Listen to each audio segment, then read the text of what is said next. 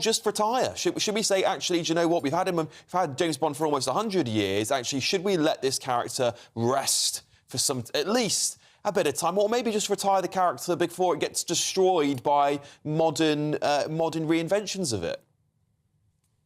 Well, I think there's always going to be a market. There's always going to be an audience for James Bond if those films are made the correct way. I mean, you've got a perfect blueprint.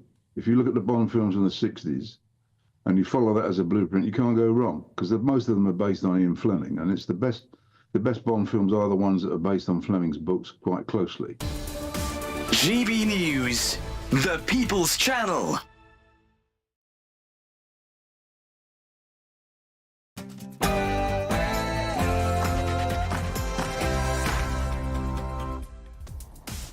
Good morning, 9:30 on... What is today? Today is... Well, they've messed up the autocue completely. It's Wednesday. It's Wednesday. This is Britain's Newsroom. Andrew Beard, and look who's with me. I know, the lovely it is Michelle me. Dewberry. Ladies and gents, I am standing in for one morning only. What an absolute treat. The arrest of Graham Linehan for posts on social media, he's the Father Ted creator, has piled more pressure on Sir Keir Starmer with widespread claims free speech is under threat in this country. Here's what the Health Secretary Wes Streeting had to say on the matter.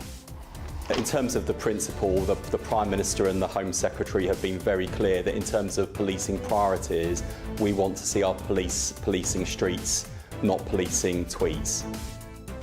Yes, indeed. Well, here's what the Shadow Housing Secretary, James Cleverly, has to say. I think it's important that we don't overreact, that we don't start policing criticism. Freedom of speech is important.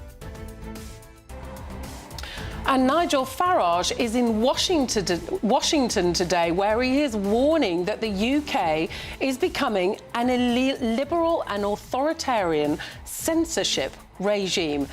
Is he right?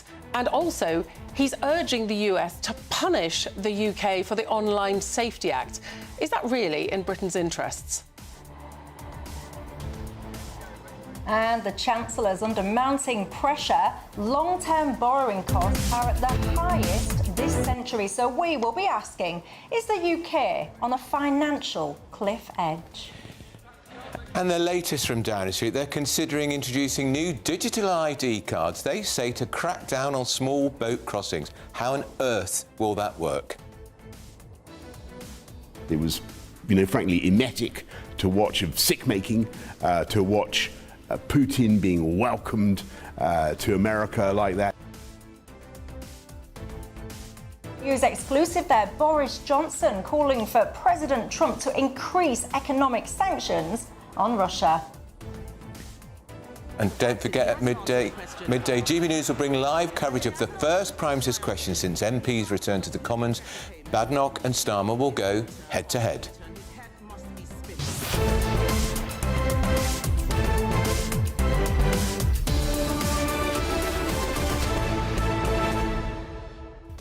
Well, of course, it's not just about us two. It's absolutely about you guys at home. What do you make to what is going on? You can join the conversation in all the usual ways. Go to the website, gbnews.com/yoursay. Of course, if you're old-fashioned like us, you can also email us. But first of all, let's give you your news update with Tatiana Sanchez.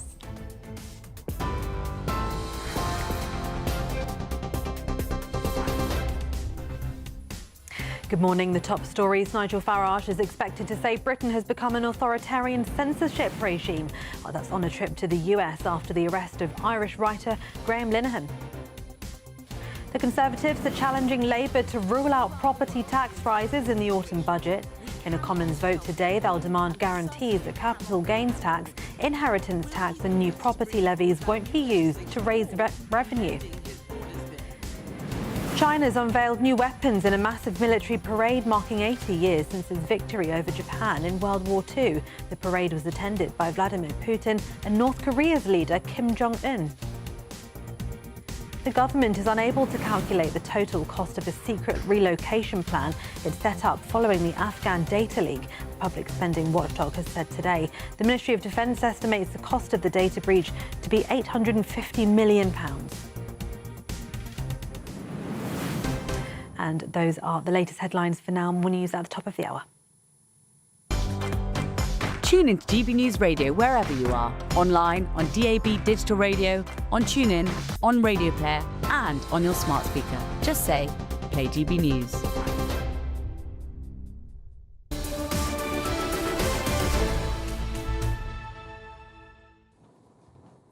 Hello and welcome. Britain's Newsroom live across the UK on GB News with Andrew Pearce. And what a treat. It's Jeeves herself. What a treat. Hello, yes, Michelle Dewberry. This is going to take some getting used to because you talk, then I talk, then you talk, then I talk. And I'm used to being the one that talks non-stop.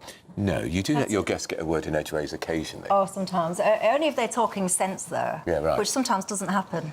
No, exactly. Now, we've got some breaking news, Michelle.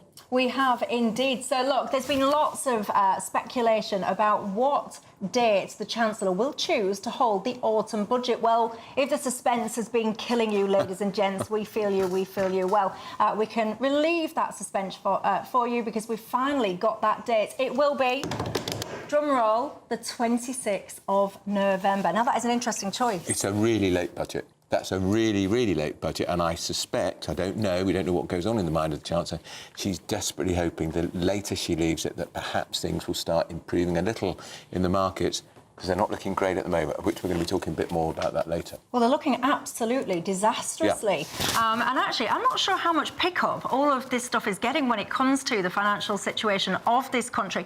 We will absolutely be getting stuck into that. We'll have an expert guest on that. The key question is, how is it going to impact all of you at home? Yeah, exactly. Now, look at some of the front pages today. If you're listening on the radio, we can help you out. The Daily Mail's talking about when did Britain become North Korea.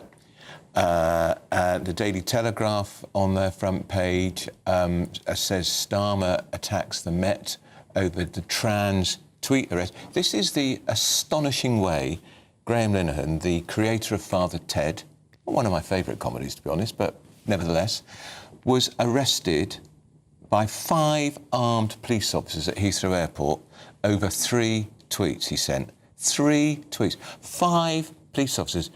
Michelle, disproportionate, over the top, outrageous? Outrageous. Well, yeah, by the way, I do... 57-year-old man. What was he going to do? Well, yeah, I mean, I say this often. We live in an absolute clown world, and you'll all be familiar with the fact that Keir Starmer, he seems to pride himself, doesn't he, on the fact that we have free speech in this country. Many people will disagree with that. But if you do sit at home and you're on your armchair and you're thinking, no, you guys are wrong, we absolutely have free speech, everything is fine, get in touch, because I'm always fascinated to know, are there still people out there that think that there are no problems? Yeah. Do exist or not? And, of course, his tweets were about the trans, with jokes, bad taste jokes, you could argue, whatever, about the trans community. And it just seems to me, they're on the screen now, the police are now in the grip of the worst sort of trans ideology. It is outrageous. Yeah, it is. And look, at the end of the day, let's get stuck into this story a little bit more, but I want to know your thoughts on it all. What do you think? Do we live in a police state? Have our police got the priorities wrong? And as Andrew was just suggesting there, that front page news, the Daily Mail asking, when did Britain become North Korea? Unbelievable. Goodness me. And he got so... He was detained in a police cell. He got so stressed out, his blood pressure soared. He had to go to hospital. I know. It got to the point where he could have had a stroke. Let's talk to GBNews political correspondent Catherine Fawcett. This has put the pressure straight on Downing Street, not least because we've got Nigel Farage speaking at a congressional committee in Washington, today of all days, about is free speech under attack in Britain. Yeah, good timing for Nigel Farage. Yeah. Really bad timing for the government, this. The Prime Minister's official spokesman said yesterday that the focus should be on dealing with actual crimes. They seem to take a dim view of this. We've had Wes Streeting, the Health Secretary, this morning saying we want to see our police policing streets, not policing tweets. And the Lib Dems too have talked about if this is proportionate for 5 armed guards to turn up and arrest somebody over what many people will say is hurty words. And Catherine, it's never been against the law to cause offence. That is not against the law. Well, except it seems to be coming so now. People seem to think... But there's a right to cause offence. You can cause offence. Well, people seem to think, and this is the country that we live in now, I'm not talking about these particular tweets, but more broadly, if you're offended, do you know what? Tough. Deal with it. Exactly. Thicken up your skin, get a backburn and crack on with your day. Why have we become this society where the second that somebody feels offended, they pick up the phone like a little baby, go running to the police, oh, he said something bad about me, she said something bad about me, and I'm all offended.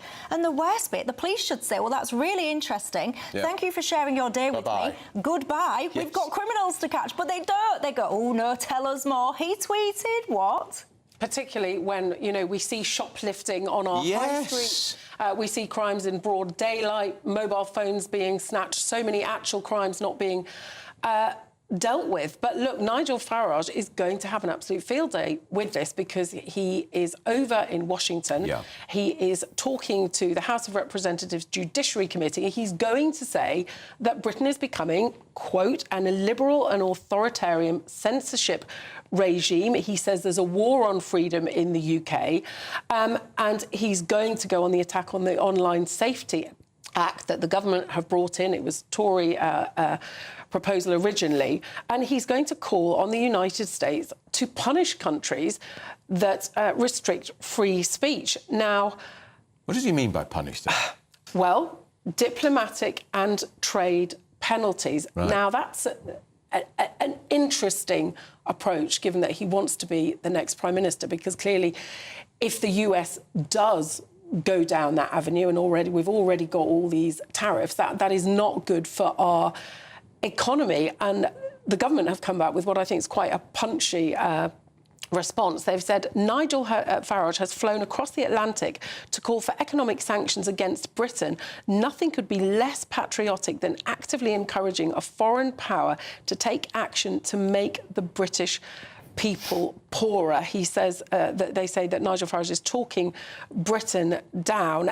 Daisy Cooper of the Lib Dems was on Breakfast earlier. She said it was rank hypocrisy for Nigel Farage. He should take a look in the mirror because there is a row going on between Reform and Nottingham Live that started about a week ago, that Nottingham Live upset some of the Reform councillors who are no longer talking to them and say that they won't deal with that publication until they apologise. So the Lib Dems are actively saying something needs to be done about this, and Reform should have a look in the mirror. But that's a very confusing row, though, because the boss of that council says, no, that's not what I've done. That publication has then essentially come out and said, no, we're not going to be apologising. So trying to unpick the details of all of that row is quite complicated. You're a newspaper man. Do you think there should ever be a scenario where a political party will turn around and say, we're just not going to talk to your publication? No, because you've got to keep your lines open. Even if you don't like the way the message is delivered, you've got to talk to people. That's the way you communicate with voters and your ratepayers, council taxpayers. One of the ways you communicate. It's a very bad move by Reform. Should keep the lines of communication open. Yeah, and Reform opponents will say that it's straight out of the Donald Trump playbook for all Nigel Farage's great concern about free speech. And I think there are certainly issues about free speech and the over-policing of what people say online. Donald Trump, this administration, has actively excluded certain outlets from White House, from Oval Office press conferences. So, you know, I think it cuts both ways. Talking of Donald Trump, you had a very interesting interview with Boris Johnson for GBNews, an exclusive, and he had quite a lot to say about Donald Trump. Yes, he did. And what I thought was interesting, I'd last interviewed him at the Munich Security Conference back in February, shortly after Trump had talked on the phone to Putin for an hour and a half to the horror of the West. And then Johnson wouldn't criticise the president at all. But he did, I think, take a critical tone this time, talking about how it was infuriating and made you feel sick to see Trump rolling out the red carpet for Putin, applauding him. And he said this sort of moral equivalence between Russia and Ukraine, where it's clear who the bad guy is and clear who the good guy is. He thinks the war could be over by Christmas if if Trump finally makes good on these constant threats. He's constantly threatening to get tough on Putin, but never does. If he actually did that of course would make a big difference. We'll see. But I was really struck by his frustration over Ukraine, but his frustration in general over the small boats. He says Rwanda would have worked. He said that, you know, he had been removed. If he hadn't been, it would have worked. He would have won the election. So he says, of course, we'll never know. And you do get the impression that he's got unfinished business. We're going to have a debate later in the programme about Boris Johnson, and the question I think people ask is, would the Tories be better off if he came back? Well, yeah. You have to look at the polls and say, it couldn't appear to be much worse. They're on 17 points in the latest poll. I know, fascinating. Tell me, because you guys get in touch often, and I still believe, I've got a sneaky suspicion, that many of you would quite like Boris Johnson back, that you'll sit there and say the absolute shower that we've got now and some of the potential other options. Many of you would like to see him back. Am I wrong? Yeah. Get in touch and tell me your thoughts. Lots of you are getting in touch already. Many of you are agreeing with me about this complete kind of sensitivity now to being offended. One of my viewers has just said, look, I was brought up to laugh at anybody that insulted me by saying anything. There used to be that saying, sticks and stones may break my bones, but names will never hurt me. There you go. Anyway, look, the Met Police have released a statement. They say on the 1st of September at 1 o'clock in the afternoon, officers arrested a man at Heathrow Airport after he arrived on an inbound American airline flight. The man in his 50s was arrested on suspicion of inciting violence. This is in relation to Person X. After being taken into police custody, officers became concerned for his health and he was taken to hospital. His condition is neither life-threatening nor life-changing. He is now being bailed pending further investigation. I've got to tell you, by the way, at the end of that, one of his bail conditions, in fact, his only one, is not allowed to use Twitter. Amazing, what do you think? And no mention, of course, by the police that they sent 5 armed officers to arrest Graham Linehan. Ludicrous. Still ahead, we've got news of a big development in the fight for justice over the grooming gang scandal.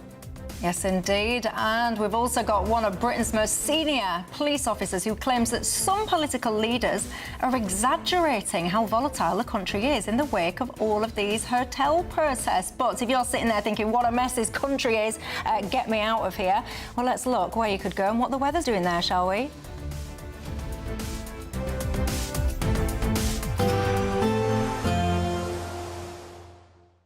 Ready to soak up that holiday sunshine? Won't we need some cover? No worries. All sorted. All Clear Travel Insurance sponsors GB News Travel Destinations Forecast.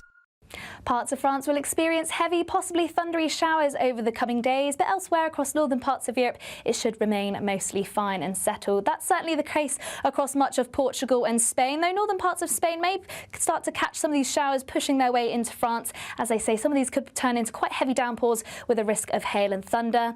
Elsewhere across Europe, though, mostly fine, settled, bar the odd shower across parts of Greece, and the settled weather remains over the weekend with temperatures in the mid-20s to low 30s. All Clear Travel Insurance sponsors GB News Travel Destinations Forecast. At GB News, we love to hear from you, our loyal community. So drop us a line at gbnews.com/yoursay. There you can talk to each other and also to the presenters live on air. gbnews.com/yoursay, because GB News is your channel, Britain's news channel. GB News Breakfast, every day from 6 a.m. You'll be very familiar with Colin. He's at birthday parties all around Britain. But he's not what you may think he is. He's not what he seems. He's a frozen edition. You can see he's melting. It's an ice cream Colin the Caterpillar cake, which has come out in Marks and Spencer's. I think we'll have to test that. I think we will. Let's give it a go, shall we? Test that. So you do the honours there. Do you want to do it with me? And we can make a wish. No. You do that. You go work away at that. While I talk to you guys, because... Oh, wow. Claire, there's a story today in the Daily Star about chocolate bars being tuneful. Tell us more. So, a university professor at Bristol has come up with a design of music commissioned by a couple of chocolate companies. And apparently there is music that they're called the sweetest melody that will enhance the flavour of chocolate, enhance the flavour of eating. And if this actually goes the way that they think it might, then you should be playing music to the... Does it tell you what type of music you should be playing? The sweetest, kindest, soulful piece of...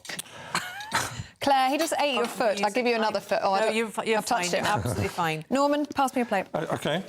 I would just say that if you go back far enough, the advert that I remember was tunes help you breathe more easily. But I noticed on Claire's story on the in the Star, Chucky Bar so tuneful, next to it is thank you very much, is a headline saying, I hate marathons, which is Mo Farah. But apparently he's not talking about Snickers bars, he's talking about running. Maybe we're all eating too many chocolate bars. Well, yeah. I'm not going for a run. Right, because Snickers bars used to be called Marathon. They did. Yeah. They did, But much better name. That was that. Right, should we give this a go? Let's give the other one got a piece, I yeah. will say, quite difficult to cut, because obviously it's frozen. GB News, the People's Channel. Join me, Nana Okoye, for an informative, interactive news programme with a difference. It's fun. No, he didn't say that, Dave. I'm so surprised. I think there's an element of truth to that. Join me from 3 p.m. every weekend, only on GB News, Britain's news channel. In the GB Newsroom, we bring you the news as it happens. With our team of dedicated journalists across the UK. We're ready to keep you up to date with what's happening every half an hour, every single day. Bulletins here on GB News. The People's Channel. Britain's news channel.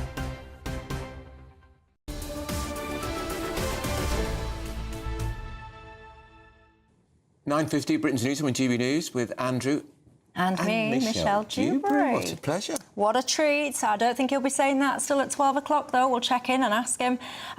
Look, one of Britain's most senior police officers are claiming that some political leaders are spreading misinformation, and it's risking what he says is real-world escalations in violence. So this is referring to the Migrant hotel process. The chairman of the National Police Chiefs Council, Gavin Stevens, says they should instead think about how they can reduce the tensions. Let's speak to former Scotland Yard Detective Chief Inspector Mike Neville. Mike, we're not quite sure which leaders he's referring to, but I suspect is he referring to do we think he means the Prime Minister? No, I don't think so, Andrew. I think he's referring to people in reform and the like. And it just strikes me as it strikes me as that we're being told to keep our mouth shut and close our eyes and let it get on with it. And I read the article, and he speaks about the tone of information and all this, and then you mentioned about misinformation. Well, I, for one, the people I speak to say what is happening to this country is really going downhill. It's really bad. The crime seems out of control, and really, I think Gavin Stevens should focus on crime and dealing with things. 1% of thefts are solved, 5% of burglary. When Gavin Stevens was in charge of Surrey Police, he was the national lead on burglary, and his force had the worst detection rate for burglary. So perhaps he should really focus on that and leave people to have their eyes open and their ears open and make their own decisions about what they think about the country, because something's not right. And Mike, if I could jump in here, the timing of this article is extraordinary, because we've seen the police in action, haven't we, when 5 armed coppers turn up to arrest a middle-aged comedy writer at Heathrow Airport over 3 tweets. Doesn't that tell you it's not the politician, Nigel, who's got it wrong, it's the police who've got the wrong priorities?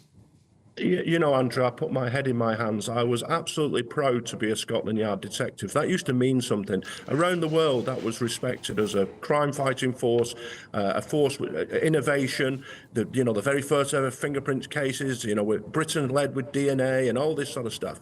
And yet, now I look at the news and I see 5 armed officers arresting a comedy writer for something he put on Twitter. And then, to just exacerbate the situation, they give a bail condition that he can't use Twitter. When has it become the police's right to stop people using, social media or voicing their opinions? It's absolutely appalling. So, Mike, give us an insight then. So you've been a detective and all the rest of it, as you say. So we all agree this is all nonsensical to the layperson on the street, but where is it coming from then? If most people agree that you got your priorities wrong and all the rest of it, who is it that is directing these frontline officers to be behaving in this way?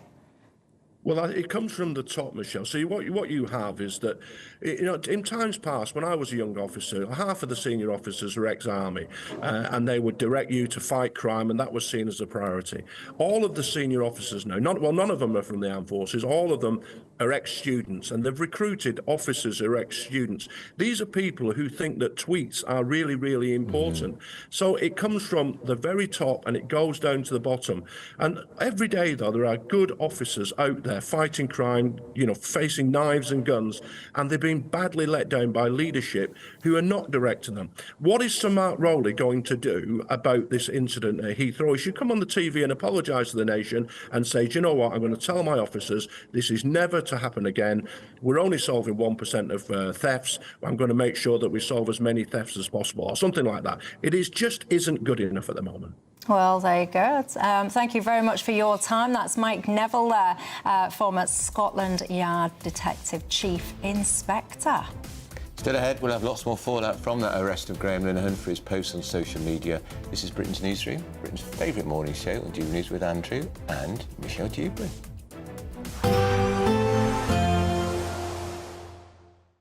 Expect warm spells with the odd rude interruption. Box Boilers sponsors the weather on GB News. Hello there, good morning. Welcome to your GB News weather update from the Met Office. Some heavy downpours expected this morning, particularly across the south where there is a Met Office yellow weather warning in force. Behind this, thundery showers, and it is going to be a blustery day for all. Heavy outbreaks of rain pushing their way eastwards, eventually skirting in parts of Scotland, northern parts of England. It's certainly going to be an unsettled day for all, with outbreaks of rain, this often turning heavy and possibly even thundery. Perhaps turning a little brighter across central and southern parts into the afternoon, but in between some heavy thundery showers as well. And it is going to be a fairly breezy day, particularly across the south where we are expecting some coastal gales at times. Highs reaching around 22 degrees Celsius in the south, but obviously the unsettled day offsetting those temperatures. Further spells are expected as we head through into the evening, particularly across Scotland, northern parts of England, still pushing their way northwards, lingering across the Northern Isles through much of the night. Brightening up across Northern Ireland, northern parts of England, but still once again a chance of heavy blustery showers, and fairly similar across the rest of England and Wales. There is a chance of showers still, particularly in the west, perhaps turning a little dry across parts of East Anglia, central and southeast England. Now, for a time, once any heavy rain pushes away across the far northeast of the country, we'll see some drier, clearer spells, but still a continuation of showers across the northwestern half of the country, and then once again a return of longer, heavy spells of rain pushing into the far southwest, still remaining fairly blustery here, but elsewhere winds should turn fairly light, and a mostly mild night, lows reaching around 11 to 12 degrees Celsius. Across the south, once again, that's where we'll see the bulk of the rain on Thursday. A heavy band of rain just pushing into central parts of East Anglia and southeast England through the course of the morning. It should eventually break up, turning more towards heavy showers by the time we reach the afternoon. And we're still expecting plenty of showers scattered across the country, even as we head towards later into the day. Once again, highs reaching around 21 degrees Celsius, but another unsettled day ahead. Expect warm spells with the odd rude interruption. Box Boilers sponsors the weather on GB News.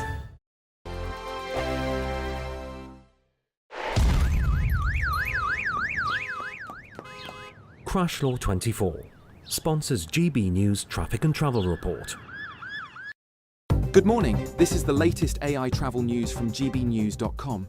On the M25, a clockwise collision between junctions 5 and 6 has closed one lane, causing a 30-minute delay. In Surrey, the M25 southbound also has issues, with a road traffic collision and similar delays. Suffolk's A14 eastbound between junction 35 at Stoke-on-Quay and junction 37 at Newmarket faces a 40-minute delay due to a collision. The A50 in Derbyshire has a broken down vehicle between the A6 and the A514, closing one lane. Stay cautious if travelling on these routes today. And on the trains, East Midlands Railway services between London St Pancras International and Luton are delayed. For more travel news, go to gbnews.com. Crash Law 24 sponsors GB News Traffic and Travel Report.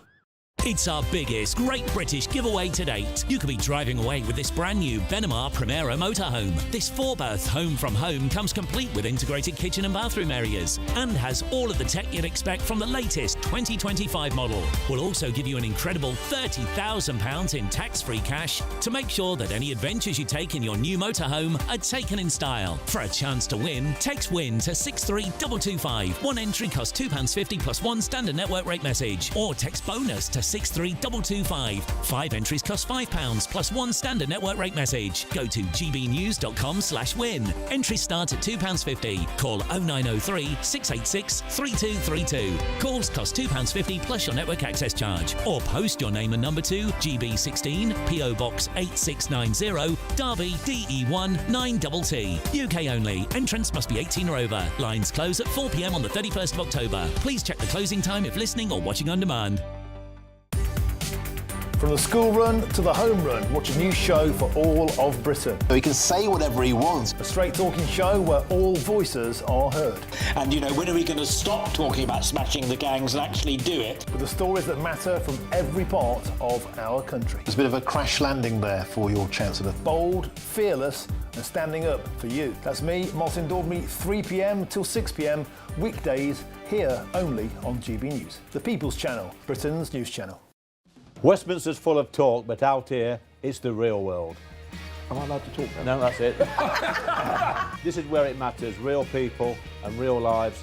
That's what politics is all about. In fact, has Trump made a good start? No. Straight answers, no spin, and just a couple of pints. How many fingers have I got up? About 10. So join me for Lee Anderson's Real World every Friday at 7 p.m. only on GB News. The People's Channel, Britain's news channel.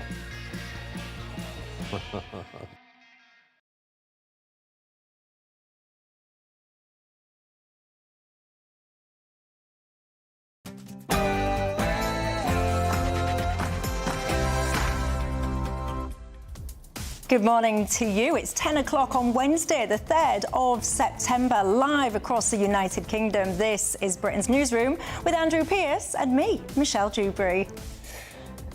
Now, the arrest of Graham Linehan, the father Ted creator, for posts on social media has piled even more pressure on the Prime Minister over widespread claims free speech is now seriously under threat in this country. Here's what the Health Secretary, Wes Streeting, had to say.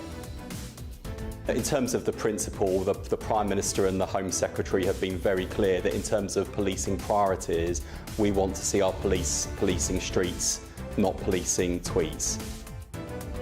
Well, a great sentence, that, isn't it? But do they actually mean it? The Shadow Housing Secretary James Cleverly also got involved.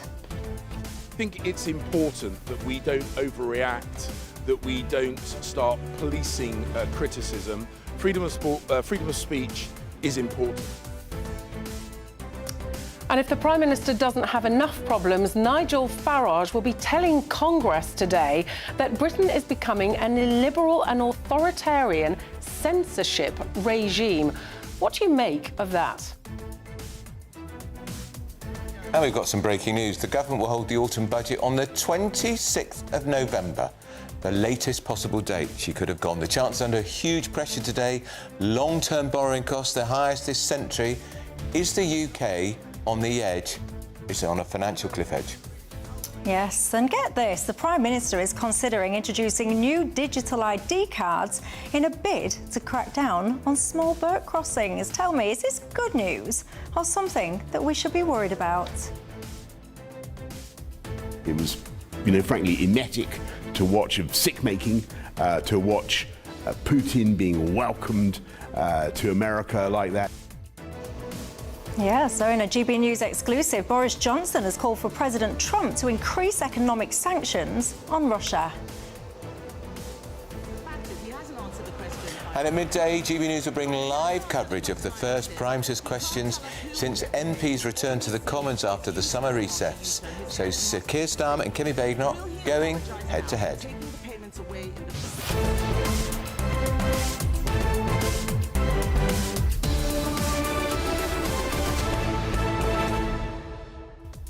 Get in touch and join the conversation all the usual ways. Go to the website, gbnews.com/yoursale. Of course, you can email us if you're old-fashioned, gbviews at gbnews.com. One of the viewers earlier, Anne, got in touch and said she's got a theme tune for this autumn budget. She says, you got to pick a pocket or two. She'll pick more than one or two, I suspect. A few million. Well, here's someone that's definitely not a pickpocketer. Tatiana Sanchez with your latest news headlines.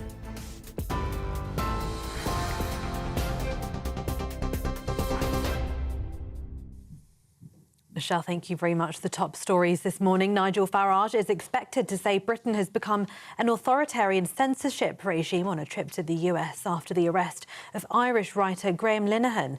The Reform UK leader will give evidence to the House Judiciary Committee in Washington on free speech in the UK during a hearing today.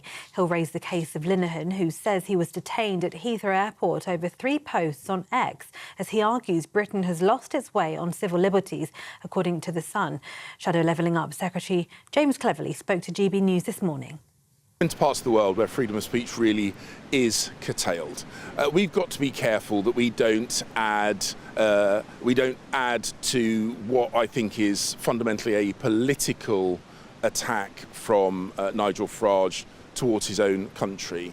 We do have freedom of speech, we value it, but it does need protecting, and we do see, sadly, some overzealous people at times curtailing that. But for the most part, this is a fantastic country. It is a country that has real freedoms, including freedom of speech. We do need to protect that, and I don't think the Labour Party are doing a good enough job. Health Secretary Wes Streeting has suggested the government could look at legislation if the law is not getting the balance right on free speech. Whenever we're legislating in that space, we've got to exercise real care, because freedom of speech, freedom to criticise, freedom to challenge, people to say things that other people might find disagreeable or even offensive, those are rights in a democracy. We've got to get the balance right in that space. And I think that, without commenting on the specific case today, there have been other cases recently where I think we do need a debate about what is right in law and what is proportionate and priority policing in practice. The autumn budget will take place on November the 26th, Chancellor Rachel Reeves has announced. Meanwhile, the Conservatives are challenging Labour to rule out property tax rises in that autumn budget. In a Commons vote today, they'll demand guarantees that capital gains tax, inheritance tax and new property levies won't be used to raise revenue. It follows reports that Rachel Reeves is considering scrapping tax relief on expensive homes as she faces a £41 billion black hole in the public's finances. Shadow Housing Secretary Sir James Cleverly has said a family home is not a piggy bank to raid. The Tories will also attack what they call catastrophic decisions hitting pubs, restaurants and hotels, accusing Labour of pushing businesses to the wall. China's unveiled new weapons in a massive parade attended by Vladimir Putin and North Korea's leader Kim Jong-un. Laser weapons, nuclear ballistic missiles and giant underwater drones were among new weapons unveiled at China's massive military parade, marking 80 years since its victory over Japan in World War II. President Xi Jinping said his country was unstoppable and will never be intimidated by bullies in a speech before the event. He was joined by 26 heads of state, including Russia's Putin and Kim Jong-un. This is the first time Xi, Putin and Kim have met together. At his meeting with Putin, Kim, although he didn't specifically mention the Ukraine war, implied he'd be willing to send more troops or resources to help Russia. A playground built as a lasting legacy to 2 victims of the Southport attack has been unveiled to their classmates as they return to school today. 9-year-old Alice Da Silva Aguirre and 6-year-old Bibi King, who were both students at Churchtown Primary School in Southport, were killed, along with 7-year-old Elsie Stankham, in the attack on July the 29th last year. Alice's parents proposed a new playground for her school. More than £370,000 was raised for the project. Today, Alice and Bibi's classmates will return for the new school year and see the area, which includes a library, a performance space, play equipment, hideout spaces and artworks. The government is planning a new law in England to stop anyone under the age of 16 buying energy drinks such as Red Bull, Monster and Prime from shops, restaurants, cafes, vending machines and online. Up to a third of UK children are thought to consume these types of drinks every week, despite most supermarkets having already introduced a voluntary ban. Some popular drinks contain more caffeine than 2 cups of coffee. Health Secretary Wes Streeting said he was acting on the concerns of parents and teachers and tackling the issue head-on to protect young people's health.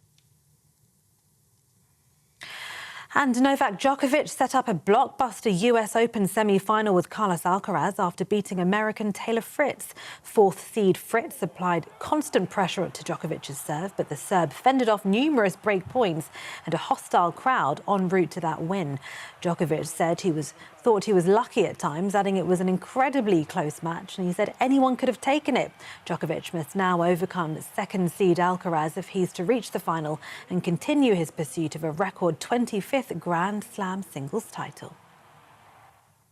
Those are the latest headlines. For now, more in half an hour.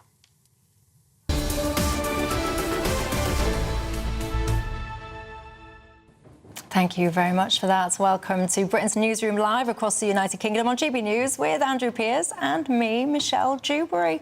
One of our viewers has just got in touch, how rude, and said, oh no, we've got Daya Dewberry droning on like a child reading badly at a school assembly. She's making me yawn. I think that's my mother. But fortunately for me, one of the other viewers has stuck up for me because you've written back to him and said, go back to bed then. Yeah, you tell him. And she's got in touch as well. I mentioned this, saying that the theme tune for the autumn budget in her mind is You've Got to Pick a Pocket or Two. I've now got that over and over in my head. Rory Donaldson, to give you a correct name, GB News member, thank you very much for that. You're on the website at the moment saying viewers and listeners should propose one word that sums up how they feel about politics and politicians at the moment. You've proposed the word scripted. One of the other viewers has said, Michelle, if I wrote my word, it would be pending approval. Keep your words clean, and you can get in touch because we've just been talking about whether or not the state of the nation is being exaggerated for political gain. So what word would you use? Keep it clean there, please. That would sum up your feelings at the moment. What would your word be? I think it's a lot of. I think dishonest would spring to mind. I think depressing. Yeah. I think depressing. I'll tell you someone that's not depressing though. Catherine Forster. That's an introduction. After her triumphant interview with Boris Johnson. But let's talk to you about the free speech row first of all, Catherine, because the timing politically for this government couldn't be worse, because we have Nigel Farage was invited some time ago to speak to a congressional committee in Washington. He's there today doing just that, to talk about the very issue of free speech. Vance, the Vice President of the United States, has already raised this as an issue. In fact, he did it in front of Starmer in the White House, in the Oval Office, when they first met.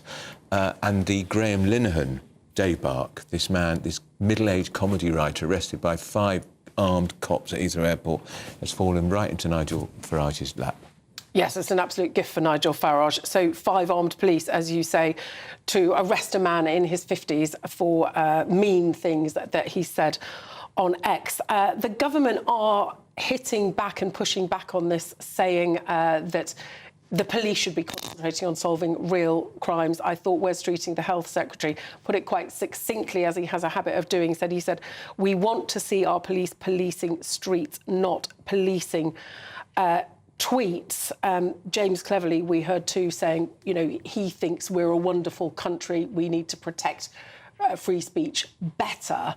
But Nigel Farage will absolutely go to town on this, because and so he should. He is not at PMQs. He is in Washington. He's appearing before the House of Representatives Judiciary Committee, and he's expected to say that Britain is becoming a, quote, illiberal and authoritarian censorship regime. He will say that there is a war on freedom in the United Kingdom, and I think this bit is controversial. He will basically call on the US to punish countries that restrict free speech with diplomatic or trade penalties. We know that he's very unhappy about the Online Safety Act. We know, of course, that the big tech giants are American. So really stirring the pot there. But Labour have said Nigel Farage has flown across the Atlantic to call for economic sanctions against Britain. Nothing could be less patriotic than actively encouraging a foreign power to take action to make the British people poorer. Really interesting. Now, the police have issued a statement. Yes, they have indeed. The Metropolitan Police have said the following. On Monday, the 1st of September, at 1 o'clock, officers arrested a man at Heathrow Airport after he arrived on an inbound American Airlines flight. The man, in his 50s, was arrested on suspicion of inciting violence. This is in relation to posts on X. After being taken into police custody, officers were concerned for his health and he was taken to hospital. His condition is neither life-threatening nor life-changing. He has now been bailed pending further investigation. I've got to say, actually, the reader's got a point. I am reading that like it's a school assembly because I'm trying to do it right and proper. Well, and what they don't do is refer in any shape or form to the outrage that they sent 5 armed busies to arrest this man. I know, what do you make of it all? So many of you getting in touch as well about your one word that would sum up your feelings about this country at this moment in time. Oh, is this some of the country? I thought we were talking about the government. No, country. Oh, the country. Yeah. Just the state of the nation, just a single word. Lots of you. Diane, sad. She says, Diane says depressed. Tracy has also said sad. Sil says doomed. Paul says distressed. Rob says disappointing. There's not much positivity there. I'll tell you something that I found very positive and fascinating indeed. An exclusive interview, GB News interview with Boris Johnson. What an absolute fantastic interview. It's available in full for people to watch on our YouTube channel. Tell us more. Yes, well, what struck me was he was quite critical of the White House. He described moral equivocation between Russia and Ukraine, where he says it's perfectly clear Russia is the bad guy, Ukraine have done nothing wrong. He said it was infuriating, frustrating and sick-making, and he urged Donald Trump to get tough. He said if Donald Trump gets tough with the sanction, really sort of, we get some sort of punishment beating that Trump keeps promising, then the war could be over by the end of the year. What also struck me was not just his frustration with the situation in Ukraine, but his frustration more generally about the small boats crisis. He says Rwanda is the answer, and he's very aggrieved that he's not basically still in office, because I said, well, the election was called before you got the chance to put those people on the flights. And he said, well, I didn't call the election. I would have won the election. He clearly feels that it all went wrong when the Tories removed him. Well, let's listen to what he actually had to say about that election when he spoke to you, Catherine. Oh, we don't have that. But we can listen to what he had to say about Trump on Ukraine. Let's have a listen to what he said. The first thing to say about the Ukrainians is that they remain absolutely heroic. Putin still holds less than 20% of their country. He's making glacial progress. But he's demanding bits that he hasn't even got yet. He's being reversed. And whatever people say about Trump, to be fair to him, has actually continued to let the flow of weapons go to Ukraine, which is the most important thing. I think what is needed now is for Donald Trump to follow his instincts, really toughen up on economic sanctions, and I think that Putin is in a much, much weaker position than people say. Cannot recommend that full interview enough. Absolutely fascinating stuff, and it is available in full on our YouTube. You did a great job with that. Thank you very much for that. But look, one of the other things that's got lots of you talking today, digital ID cards. Would you have one of these things? Would you support them, celebrate them, or not? Because it's been suggested now that we might all have to have them. The first cabinet meeting since they got back yesterday, since the summer recess, and it came out of cabinet yesterday, and because the government think it's a way to tackle small boat crossings. Ludicrous. Well, is it ludicrous? Joining us now is the broadcaster Candice Holdsworth. Good evening to you. Good morning. You can tell that I normally work nights. Good morning to you. Digital IDs, good thing or not? Oh, not for me, no. I mean, I'm totally against it. And I think I'm with the tide of public opinion on that. I think the public are generally sceptical of ID cards. I mean, when Tony Blair tried to bring it in years ago, people were very resistant to it. I think we have a certain idea of separation between the individual and the state, and people rightly see digital ID as an erosion of that. I know there are a lot of people who try to justify it, to say it will solve the current asylum crisis. I just think it's a failing government who's tried lots of different things that won't work, won't do the common sense solutions, like remove the pull factors for the asylum system or follow successful models like Australia and the US. And they're pushing this. And I think that you will always have periods in time where people will use whatever crisis is going on at that moment to bring in things like digital ID, but I think they just undermine our fundamental freedoms, and I think that's why the British public don't like it. They just have an intuition about it that it's just handing too much power to the state, and it's what I think too. And even on, and I get the libertarian grounds and free, arguments, Candice, but also how on earth, practically, is this going to stop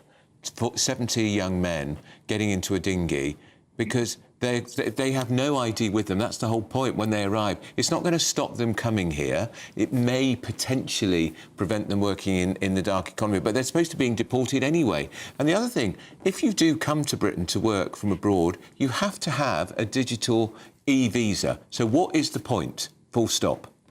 Oh, no, you're totally right. I mean, it fails on a practical level and on a philosophical level. I mean, these are people working in the black market anyway. They've come in illegally. They'll find ways to evade it. They will. And if companies did proper checks, you know, like with all the controversy over Deliveroo employing people who weren't supposed to be working, if they did the proper checks and balances, it would be fine. You don't need this. It's the things that bring people to the country are the massive pull factors, the very generous benefits that get handed out. I mean, some countries would even say it's the asylum system as a whole. You know, Greece has suspended it. They think it needs to be reworked and revamped, and it's lost public legitimacy. Well, there you go. That's Candice Holdsworth. Thank you for your thoughts. What do you think? I think it's ridiculous. What, the digital ID? Yeah.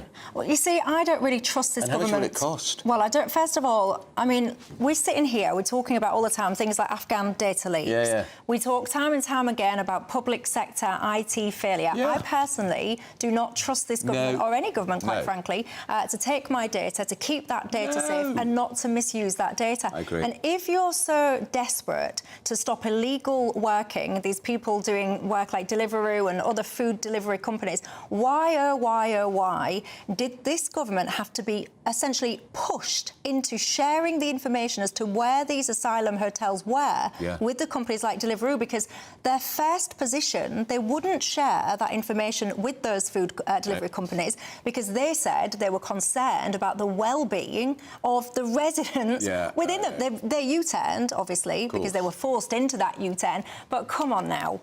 And if these things were introduced, they wouldn't just stop at these people making the crossings. They would be radically and rapidly expanded to each and every citizen, I believe. Yeah, because they're saying currently the thing is it may not be mandatory. May not be. Come off it. Come off it. Maybe I'm just getting old and maybe I'm just getting a bit cynical. Yeah, and if you're 80, by the way, and you're not on the internet, and there are quite a lot of people like that. Good point. Are you going to be forced to take one of these? You'll be forced to do that when you go and get your pension? Gosh, can you imagine? You're already in a situation where many of you don't have a high street bank anymore. So you're sitting there, you have to now use online banking. I saw a lady, a very elderly lady the other day. I was going past her in a car or else I would have stopped. She was at a cash point and there was a younger person that didn't seem visually massively connected to this lady, kind of leaning over her at this cash point. It's the latest and I drove by and I thought, is that person helping that woman? What? It made me feel a little bit uncomfortable, and I thought, shall I turn around? They start pushing the buttons. It happened to me, and I just pulled my phone and said, if you don't go away, I'm ringing 999 and I'm filming you. Yeah, and please be careful. If you're using cash points, if someone's there that you don't know, step away from it or shout. Yeah. Use our voice, shout, attracts attention. You've got to take care of yourself these days. And if you are sitting there saying, get me out of here, well, let's give you the latest Great British giveaway. Because if you're sitting there, I love a camper van, absolutely love one. This one, I do. This one, it's worth over £104,000. It's 4-berth. I know. Have you ever been in a 4-berth motorhome? I've been in a 5-berth. Have you? Oh, look how posh he is. Look at how posh he is. Anyway. I was only trying it out in a showroom. What? You've never been out and about on a motorhome? No, I haven't. I prefer a tent, and I think that those people in motorhomes, they're quite, sometimes, no offence, but sometimes I think you're a bit fair weather, because the second it rains, you're right back into that motorhome. I prefer a hotel with nice white seats. Look at him, get out. I'm getting old. Anyway, look, if you do indeed want to get involved and you do want your motorhome, here is Hayley Sparks with all the details. It's our biggest, greatest Great British giveaway to date. Your chance to win a prize package worth over £104,000. You could be driving away with this brand new Benamar Primero motorhome. With thanks to Marquis Leisure, this 4-berth home from home comes complete with integrated kitchen and bathroom areas, sky view roof lights, and has all the tech you'd expect from the latest 2025 model. We'll also give you an incredible £30,000 in tax-free cash to make sure any adventures in your motorhome are taken in style. For a chance to win the motorhome and cash, text WIN to 63225. One entry costs £2.50 plus one standard network rate message. Or text BONUS to 63225. 5 entries cost £5 plus one standard network rate message. Go to gbnews.com/win. Entries start at £2.50. Call 0903 686 3232. Calls cost £2.50 plus your network access charge. Or post your name and number to GB16 PO Box 8690 Derby DE1 9TT. UK only. Entrance must be 18 or over. Lines close at 4 p.m. on the 31st of October. The winner will be contacted live on GB News, week commencing 10th November. Please check the closing time if listening or watching on demand. Good luck. Very swanky. Even Andrew Pierce's head was turned then. You're not allowed to enter. No, I know, sadly. Beverly Turner was shameless when one was up for auction before she said, I really want to go in it. And if you win it, will you invite me? She never did get the invite. I said, don't keep saying that. You'll put people off entering. I drove to France in one, actually. I was dressed as a Playgirl bunny. I was doing Marathon de Medoc. Have you ever heard of it? Fantastic marathon. You run around all the vineyards in fancy dress. Absolutely brilliant. To sample the wine. You absolutely do, my friend. You absolutely do. Obviously, I slept there overnight, so I wasn't drink driving, don't worry. Anyway, look, we've got a lot that we need to discuss. Coming up in the programme, we've got news of a big development in the fight for justice over the grooming gang scandal. But up next, we're going to have lots on the state of free speech in this country after that appalling arrest of the father TED creator Graham Linehan by 5 armed police officers at Heathrow Airport. Can you believe this is Britain? North Korea. This is Britain's Newsroom, Britain's favourite morning show on GB News with Andrew. And me, Michelle Dewberry.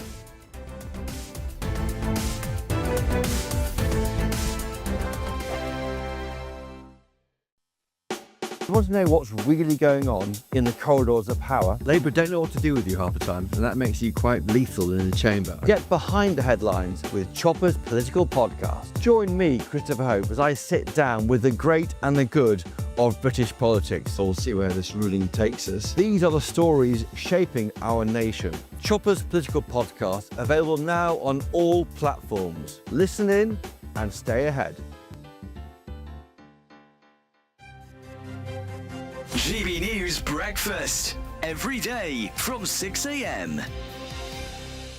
I'm excited for them. They match each other in ambition, and it gives you faith, amen, that you can have it all, a successful career and start a family. I think it's very romantic. And I love the way that he celebrates her. I think that that's the sweetest thing to watch. I mean, they do celebrate each other, but watching the way Travis celebrates Taylor's wins is really, I mean, she could be an intimidating character. She's this self-made, very intelligent woman.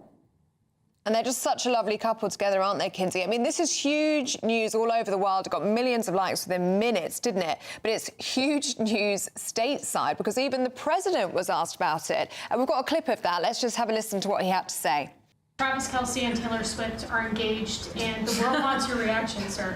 Well, I wish him a lot of luck. I think it's. I think he's a great player. I think he's a great guy, and I think that she's a terrific person. So I wish them a lot of luck. That's very nice, Kinsey. Very generous towards Taylor Swift because he said previously, I think, that he hates her, hasn't he? He did say that on Truth Social, so this is an improvement. Yeah, I mean, this is more than a celebrity couple. It's become a cultural milestone. They met through Travis's podcast. He went to her concert and was disappointed that he didn't get to meet her and was complaining about it on his podcast. And they quickly became the most talked about pairing in modern pop culture. She attends his games. NFL ratings have gone through the roof over it. And you're right, it is a national talking point. So, of course, we're excited 2 years after they started dating that they're going to take the next big step and get married. When is the big day likely to be, Kinsey? I think that they might keep this a secret from us. The People's Channel. It's Patrick Christie's Tonight, and here we do things differently. It's explaining the absolute madness of this, doesn't it? It's explosive. I mean, this is very good. It's lively. 850. Your government sat there, Sean, and it did nothing. It's controversial. And the Middle East has been in turmoil since before I was born. It's everything you need to kickstart your evening. Everyone's had their Weetabix tonight. I love to see it. That's Patrick Christie's Tonight, weeknights from 9 p.m. Only on GB News, the People's Channel, Britain's news channel.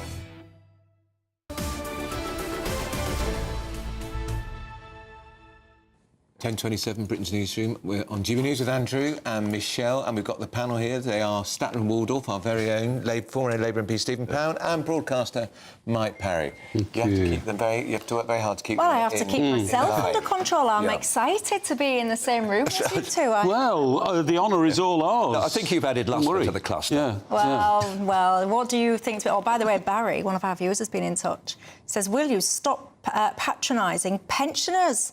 We are as computer literate as any other age group in society. We grew up with computers and he can understand them. But pensioners always moaning. Chosen not to be part of the Indeed, internet. Yeah. They don't want to be part of internet banking, and they certainly won't want to have a digital ID. Not everybody is a silver surfer. Let's talk about the budget. Isn't it exciting? We've got a date for the budget. Yes. Now, the latest possible.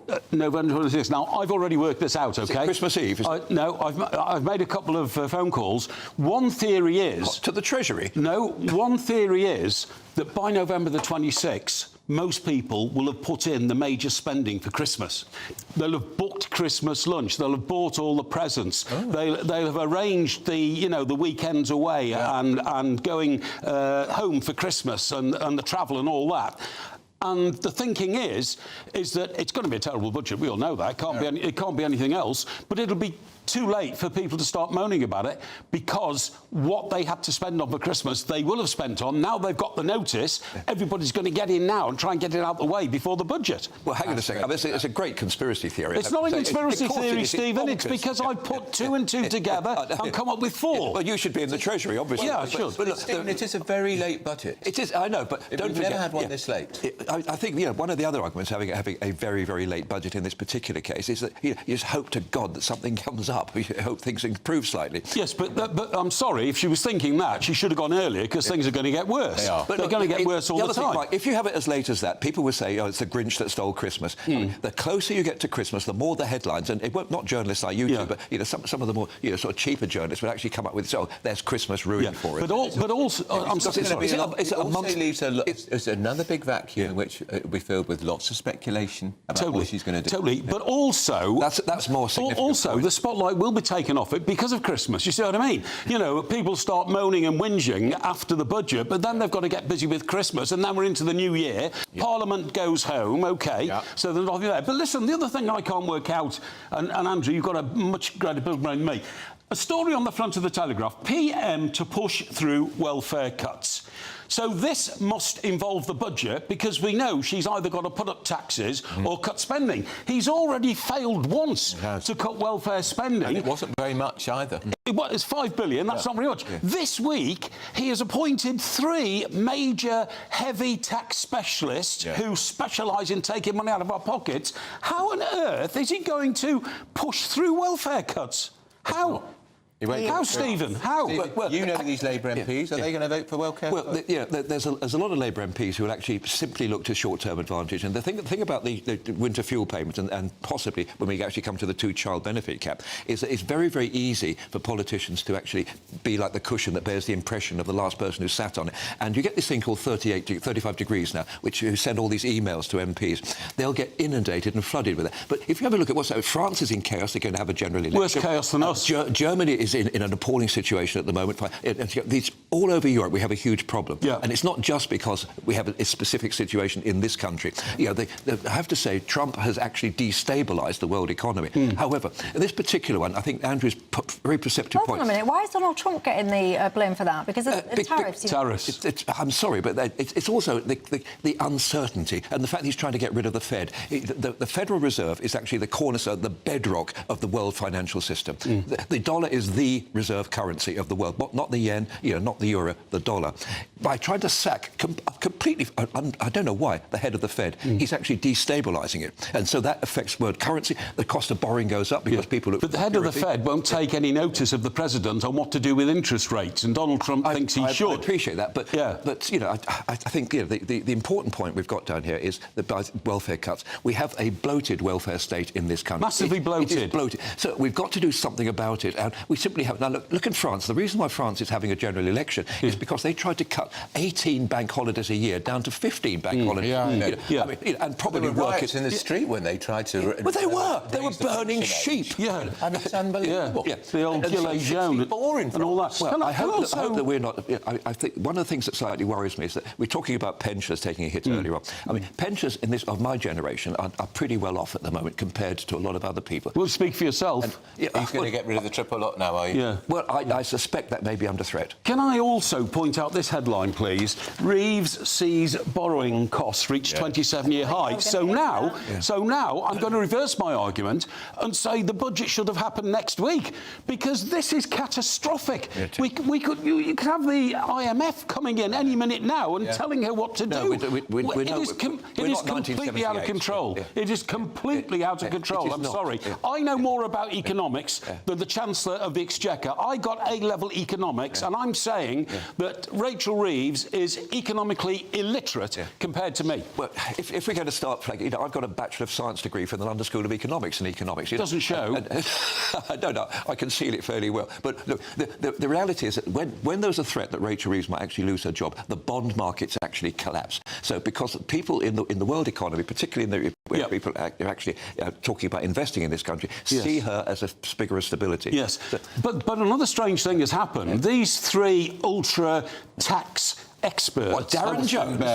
Torsten Bell at the head of them, have been appointed by the Prime Minister. That normally would make the pound strengthen against the dollar because they think, at least money's going to come in tax-wise, and instead of which it's dropped. It's got 1%. But Torsten Bell, I think we'll hear a lot more about him. He's a very, very interesting character. He's a very dangerous character. Well, no. He wrote a very, very sensible book, which is actually very, very similar What was it called? Tax Everybody to the Hilt. You know the book Abundance, which everybody's talking about? I mean, Torsten Bell is one of these people who says that politicians, particularly on the left, are more concerned with the process than the outcome. And he said it's until people actually see the benefits, it's no use telling people that they're better under Labour. You've got to actually feel it in their pockets. Well, they won't feel it in their pockets. Of course they won't. Well, no, but he's saying that's what we instead of making these sort of grand, glorious, grandiose statements, we should actually be... Gentlemen. He's a bread and butter politician. You stunned me into silence, quite frankly, when you told me that by the end of November, people are ready for Christmas. What? Look, let's cross to Tatiana Sanchez for a news update.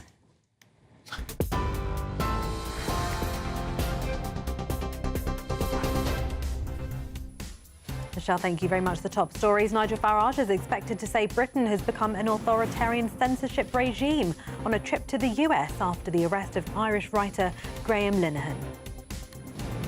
The Conservatives are challenging Labour to rule out property tax rises in the autumn budget. In a Commons vote today, they'll demand guarantees that capital gains tax, inheritance tax and new property levies won't be used to raise revenue. China's unveiled new weapons in a massive military parade marking 80 years since its victory over Japan in World War II. The parade was attended by Vladimir Putin and North Korea's leader Kim Jong-un. And the government is unable to calculate the total cost of a secret relocation plan it set up following the Afghan data leak. The public spending watchdog says the Ministry of Defence estimates the cost of the data breach to be £850 million. And those are the latest headlines for now. More at the top of the hour. Take the GB News family with you on any device. As long as you have an internet connection, tune into GB News anywhere on the planet or beyond.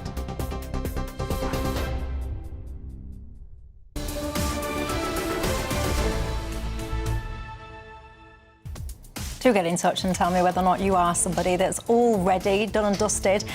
Some of you might even be done and dusted for Christmas already, but by the end of November, I'm still not ready for Christmas on the 24th of December. I'm one of the... I assure you I am definitely not. I'm a nightmare. Pubs and restaurants now are advertising Christmas lunch, book here, you know, there's mistletoe all over the place. For the last 3 years, my wife's Christmas present has been a pair of windscreen wipers and an AA road map. Because it's the only thing I could find that's open on Christmas Eve was the local petrol station. Well, there you go. Look, coming up after the break, we'll be asking, is Boris Johnson right that Donald Trump should toughen up sanctions against Russia? This is Britain's Newsroom on GB News.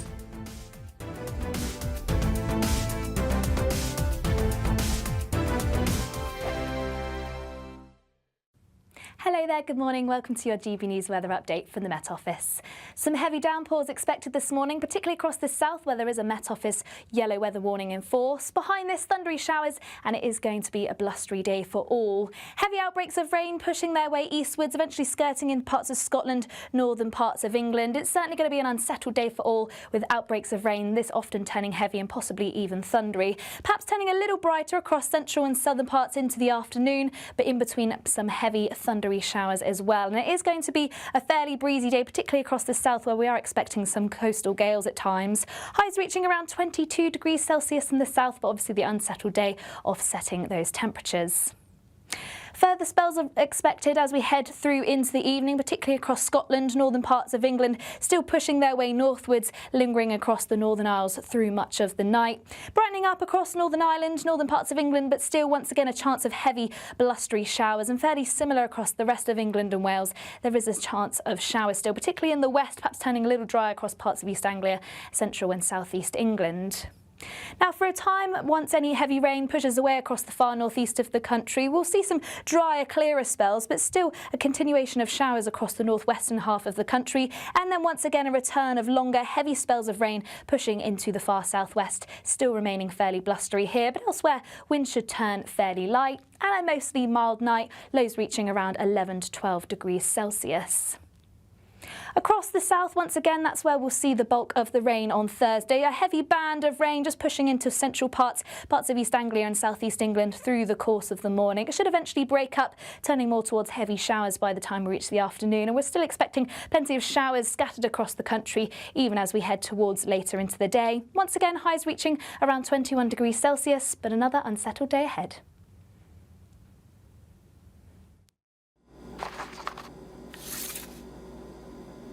Crash Law 24 sponsors GB News Traffic and Travel Report.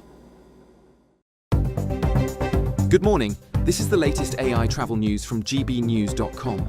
Drivers on the M25 travelling clockwise between Junction 5 and Junction 6 should be aware of a collision causing the closure of one of 4 lanes, leading to disruptions.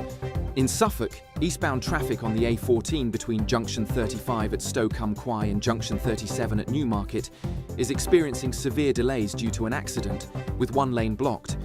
The M73 southbound onslip at Junction 2 is closed for planned maintenance, so please follow signed diversions. And on the trains, East Midlands railway services between London St Pancras International and Luton are delayed. For more travel news, go to gbnews.com. Crash Law 24 sponsors GB News Traffic and Travel Report.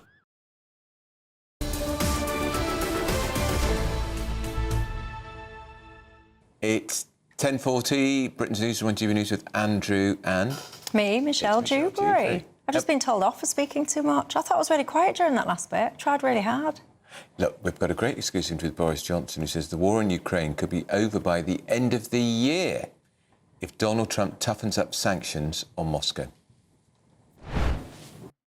The first thing to say about the Ukrainians is that they remain absolutely heroic. Putin still holds less than 20% of their country. He's making glacial progress. But he's demanding bits that he hasn't even got yet. He's being reversed.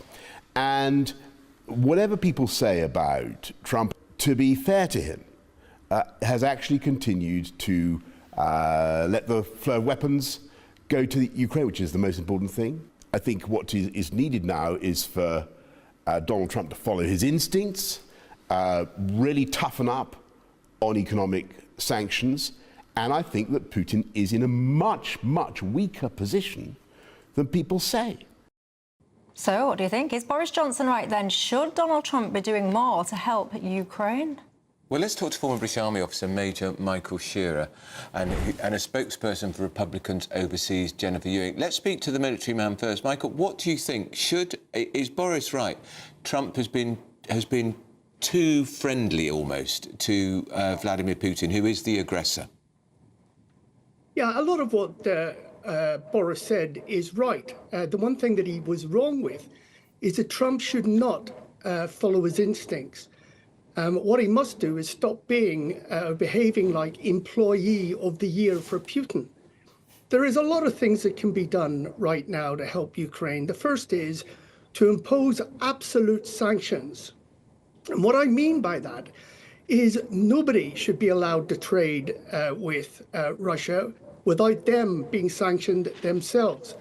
And they must put a stop to this black market oil racket that Putin is using, where he will put his oil on unliveried ships, put them out into international waters, and then people know where the oil has come from, but they feel justified in buying it.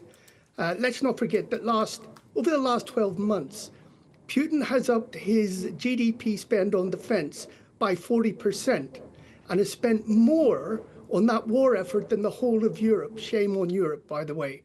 But the other thing that can be done is we need to seize Russians' money in the World Bank. That's some $330 billion. And that should be repurposed to the Ukraine war effort. And then finally, the West and Russia, they need to give Ukraine what they need to win this war and not just survive on a day-to-day basis. Jennifer, your response?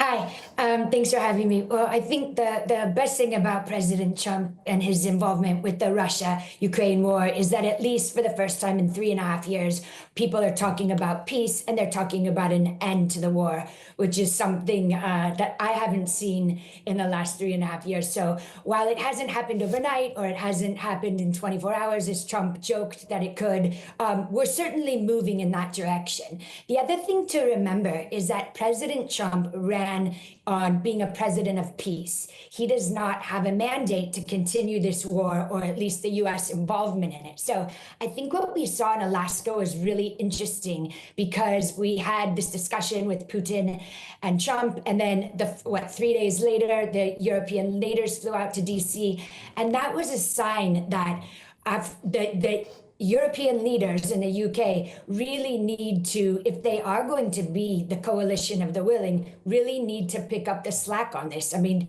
it could start by meeting their NATO contributions, but the US is going to be unwinding its involvement. We are not looking to, quote, win this war, we're looking to end it. And by the way, it's really difficult to continue to negotiate if people can't even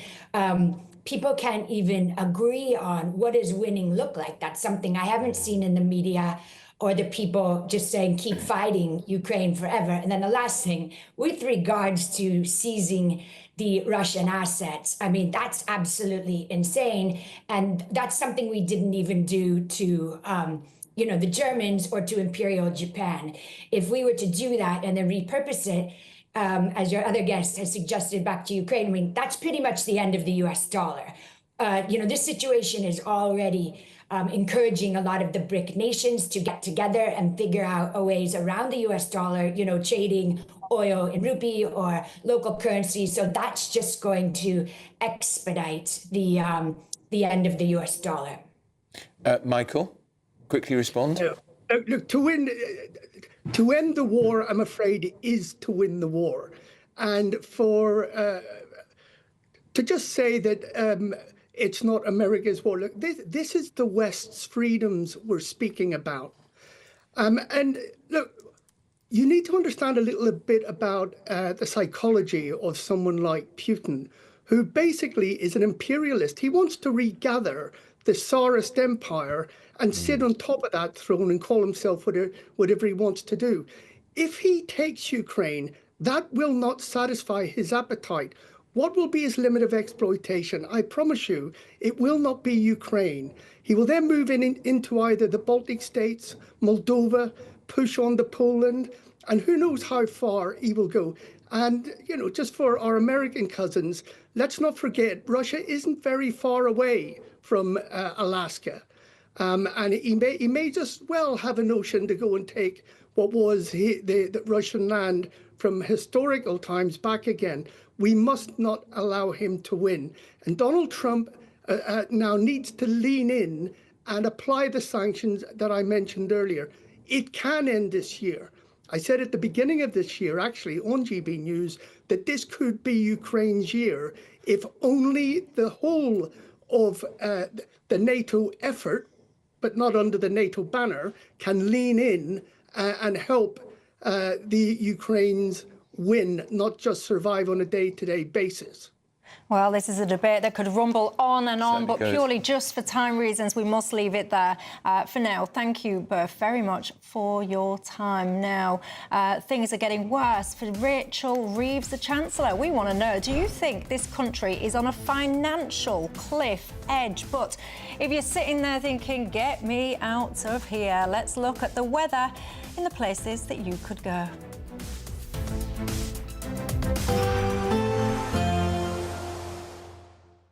Ready to soak up that holiday sunshine? Won't we need some cover? No worries. All sorted. All Clear Travel Insurance sponsors GB News Travel Destinations Forecast. Parts of France will experience heavy, possibly thundery showers over the coming days, but elsewhere across northern parts of Europe, it should remain mostly fine and settled. That's certainly the case across much of Portugal and Spain, though northern parts of Spain may start to catch some of these showers pushing their way into France. As I say, some of these could turn into quite heavy downpours with a risk of hail and thunder. Elsewhere across Europe, though, mostly fine, settled, bar the odd shower across parts of Greece, and the settled weather remains over the weekend with temperatures in the mid-20s to low 30s. All Clear Travel Insurance sponsors GB News Travel Destinations Forecast. Hi, I'm Michelle Dewberry, and my show is your opportunity to cut through all the noise and dive in headfirst to some robust debates. Ideas clash. Situation, isn't it? No, because the failure is you're deliberately avoiding my point. Nothing's held back. And if you think this is the end of it, wait for more. And we do not shy away from the difficult stuff. Sometimes I want to shake people and say, if only you understood. So join me on Jubes & Co. weeknights at 6 p.m. only on GB News, Britain's news channel. Join me, Nana Akwe, for an informative, interactive news programme with a difference. It's fun. No, he didn't say that, Dave. I'm so surprised. I think there's an element of truth to that. Join me from 3 p.m. every weekend, only on GB News, Britain's news channel. Mornings don't have to be tiresome, especially if you have the right company. Wake up to news as it happens, opinion and debate, and of course, a little bit of entertainment too. Because when the kettle's on, we're on. That's Breakfast on GB News, a show worth waking up for. Every morning from 6 a.m. Only on the People's Channel, Britain's news channel. We'll spread the news, you spread the word. Britain was once the envy of the world. But look around. A nation that no longer knows what it is or where it's going. A country that's broken. How do we fix Britain? How do we bring it back? Friday night with Matt Goodwin at 8 p.m. only on GB News. It's Patrick Christie's Tonight, and here we do things differently. It's explaining the absolute madness of this, doesn't it? It's explosive. I mean, this is very good. It's lively. 850. Your government sat there short and it did nothing. It's controversial. And the Middle East has been in turmoil since before I was born. It's everything you need to kickstart your evening. Everyone's had their Weetabix tonight. I love to see it. That's Patrick Christie's Tonight, weeknights from 9 p.m. Only on GB News, the People's Channel, Britain's news channel. Westminster's full of talk, but out here, it's the real world. Am I allowed to talk now? No, that's it. This is where it matters, real people and real lives.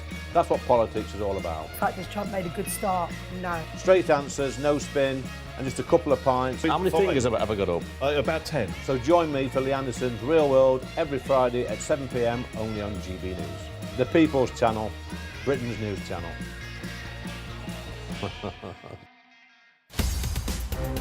In the GB Newsroom, we bring you the news as it happens. With our team of dedicated journalists across the UK. We're ready to keep you up to date with what's happening every half an hour, every single day. Bulletins here on GB News. The People's Channel. Britain's news channel.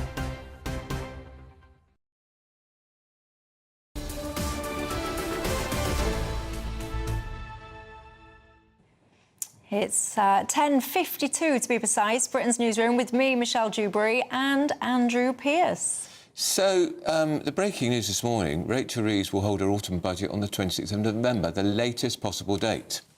Look, let's cut to the chase. The finances in this country, they are not looking good. And we want to know, are we getting ourselves now to the point where we're looking over the edge of a financial cliff? Joining us now, we've got the economist and commentator, Vicky Price.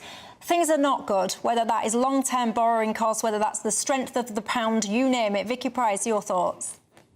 Well, yes, I think as you perhaps hinted, it isn't just happening in the UK. What we're seeing is that there is a lot of concern about the amount of debt that's been accumulated during COVID and post-COVID by many countries, including, of course, the US. But we're seeing that happening a little bit also in Europe, with France in particular being in difficulty politically. The government may fall next week. But what's going on in the UK is slightly more worrying because we also have higher inflation than the other countries do. The markets really seem to think that we need to do something on the fiscal front to convince them that we have a sustainable path ahead. For the moment, they're not convinced, and it's obviously happening. And it's interesting just looking at what's happening today. Yes, of course, I mentioned all the other countries. But during the course of the morning, and I've been following it quite closely, yields, 10-year bond yields in the other countries that I mentioned are going down a little bit, while in the UK they have continued to go up. And what does that mean for people watching and listening, Vicky? What does that mean? Why should we be concerned about that? It means that interest rates on everything that we calculate that we have to pay, such as mortgages, are going to be affected by this. We were just beginning to see a decline in mortgage rates, but the 10-year bond yield matters hugely for the amount that people have to pay, whether it's corporations too, because of course it gets reflected into what corporate bonds, of course, themselves attract in terms of interest, but also, of course, mortgages and wider.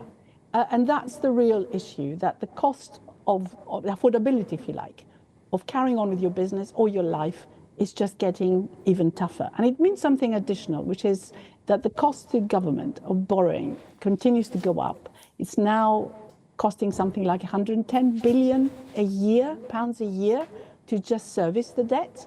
The higher those interest rates go in the bond market, in other words, the more costly it is to borrow, the more that increases, and that puts extra pressure on Rachel Reeves to raise taxes to fund it. So we may be paying more taxes just to pay the interest on our borrowings. So people will be sitting, watching this at home, and many people, you know, this kind of stuff is a bit dry. It can be a little bit technical. Sometimes it makes people zone out a little bit.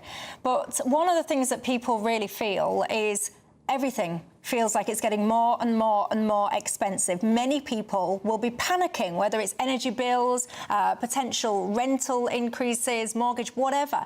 They'll be sitting there thinking, I don't know what to do. If I need to get something or make a big decision, do I do it now? Shall I wait for this next budget? People are panicking at the moment, I feel. Yes, there is an element of that. And it is a little bit worrying because we had just begun to see consumer confidence beginning to go up. And a little bit, not much. And we have seen also retail sales doing slightly better. So people were beginning to think that perhaps we had gone over the worst. And now that everyone is talking about the possibility of increasing taxes across the board, not necessarily income tax or national insurance contributions, although I do think that reversing the 4% cut that Jeremy Hunt did would make an awful lot of sense. It would bring in 20 billion. But still, that would worry quite a lot of people. And politically, it's not conceivable at all. But lots of other things, whether it's inheritance tax, whether it's having relief on whatever you put down for your pensions. There is talk now about charging or taxing your home, even your principal home, a little bit more, and paying more on any other interest that you may be getting or money you may be getting from people who rent your home. So landlords may find that they have to pay more. That will increase rents. So yes, people are beginning to worry again, and that's bad for growth, because what retailers need is people to go out and spend, and companies to feel more confident to go out and recruit. Okay. That. Yes, indeed. Well, Vicky Price, thank you for that insight. And by the way, everyone at home, we wouldn't mind paying extra if everything was getting better, but... It's our biggest Great British giveaway to date. You could be driving away with this brand new Benamar Primera motorhome. This 4-berth home from home comes complete with integrated kitchen and bathroom areas and has all of the tech you'd expect from the latest 2025 model. We'll also give you an incredible £30,000 in tax-free cash to make sure that any adventures you take in your new motorhome are taken in style. For a chance to win, text WIN to 63225. One entry costs £2.50 plus one standard network rate message. Or text BONUS to 63225. 5 entries cost £5 plus one standard network rate message. Go to gbnews.com/win. Entries start at £2.50. Call 0903 686 3232. Calls cost £2.50 plus your network access charge. Or post your name and number to GB16 PO Box 8690 Derby DE1 9TT. UK only. Entrance must be 18 or over. Lines close at 4 p.m. on the 31st of October. Please check the closing time if listening or watching on demand. Mornings don't have to be tiresome, especially if you have the right company. Wake up to news as it happens, opinion and debate, and of course, a little bit of entertainment too. Because when the kettle's on, we're on. That's Breakfast on GB News, a show worth waking up for. Every morning from 6 a.m. Only on the People's Channel, Britain's news channel. We'll spread the news, you spread the word. From the school run to the home run, watch a new show for all of Britain. He can say whatever he wants. A straight-talking show where all voices are heard. And, you know, when are we going to stop talking about smashing the gangs and actually do it? With the stories that matter from every part of our country. There's a bit of a crash landing there for your Chancellor. Bold, fearless and standing up for you. That's me, Martin Daubney, 3 p.m. till 6 p.m, weekdays, here only on GB News. The People's Channel, Britain's news channel. Britain was once the envy of the world. But look around. A nation that no longer knows what it is or where it's going. A country that's broken. How do we fix Britain? How do we bring it back? Friday night with Matt Goodwin at 8 p.m, only on GB News. At GB News, we love to hear from you, our loyal community. So drop us a line at gbnews.com/yoursay. There, you can talk to each other and also to the presenters live on air. gbnews.com/yoursay, because GB News is your channel, Britain's news channel. Join me, Nana Akwe, for an informative, interactive news programme with a difference. It's fun. No, he didn't say that, Dave. I'm so surprised. I think there's an element of truth to that. Join me from 3 p.m. every weekend, only on GB News, Britain's news channel.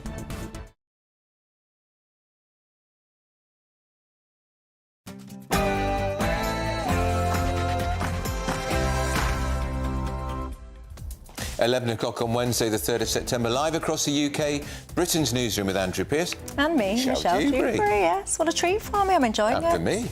Well, I can tell you what people are not enjoying, the ridiculousness when it comes to free speech in this country. The arrest of Graham Linehan for posts on social media. This has piled even more pressure on Sir Keir Starmer. Widespread claims now that free speech in this country is under threat. That is putting it mildly. Let's listen to our Health Secretary and what he had to say.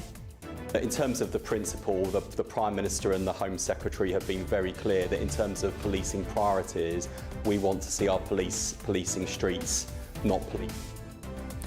And the Tory housing spokesman James Cleverly had this to say.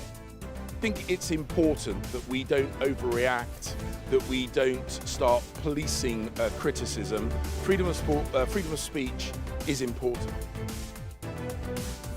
And in just a few hours' time, Nigel Farage will weigh into this debate. He's expected to tell a US Congress committee in Washington that Britain has become, I quote, an authoritarian censorship regime.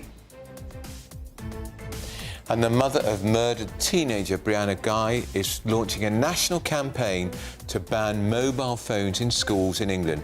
We're going to be talking to the Tory education spokesman Laura Trott shortly. And the Safeguarding Minister, Jess Phillips, said yesterday that 216 grooming gang cases are being accelerated for review as a matter of urgency. Her comments, of course, coming as Rochdale grooming gang whistleblower Maggie Oliver has said that her campaign is looking for action, not rhetoric from ministers. He hasn't answered the question I asked him. And at midday, of course, GBNews will bring live coverage of the first Prime Minister's questions since the return to Westminster after the summer recess. So Keir Starmer and Kemi Bay not going head-to-head, as the Chancellor has confirmed the budget will be held on the 26th of November, the latest possible date.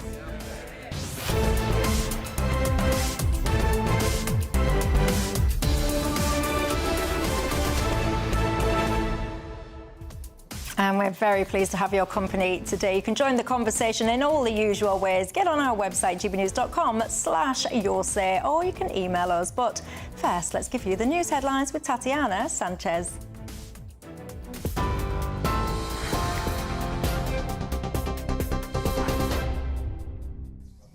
Michelle, thank you very much. The top stories. Nigel Farage is expected to say Britain has become an authoritarian censorship regime on a trip to the US after the arrest of Irish writer Graham Linehan.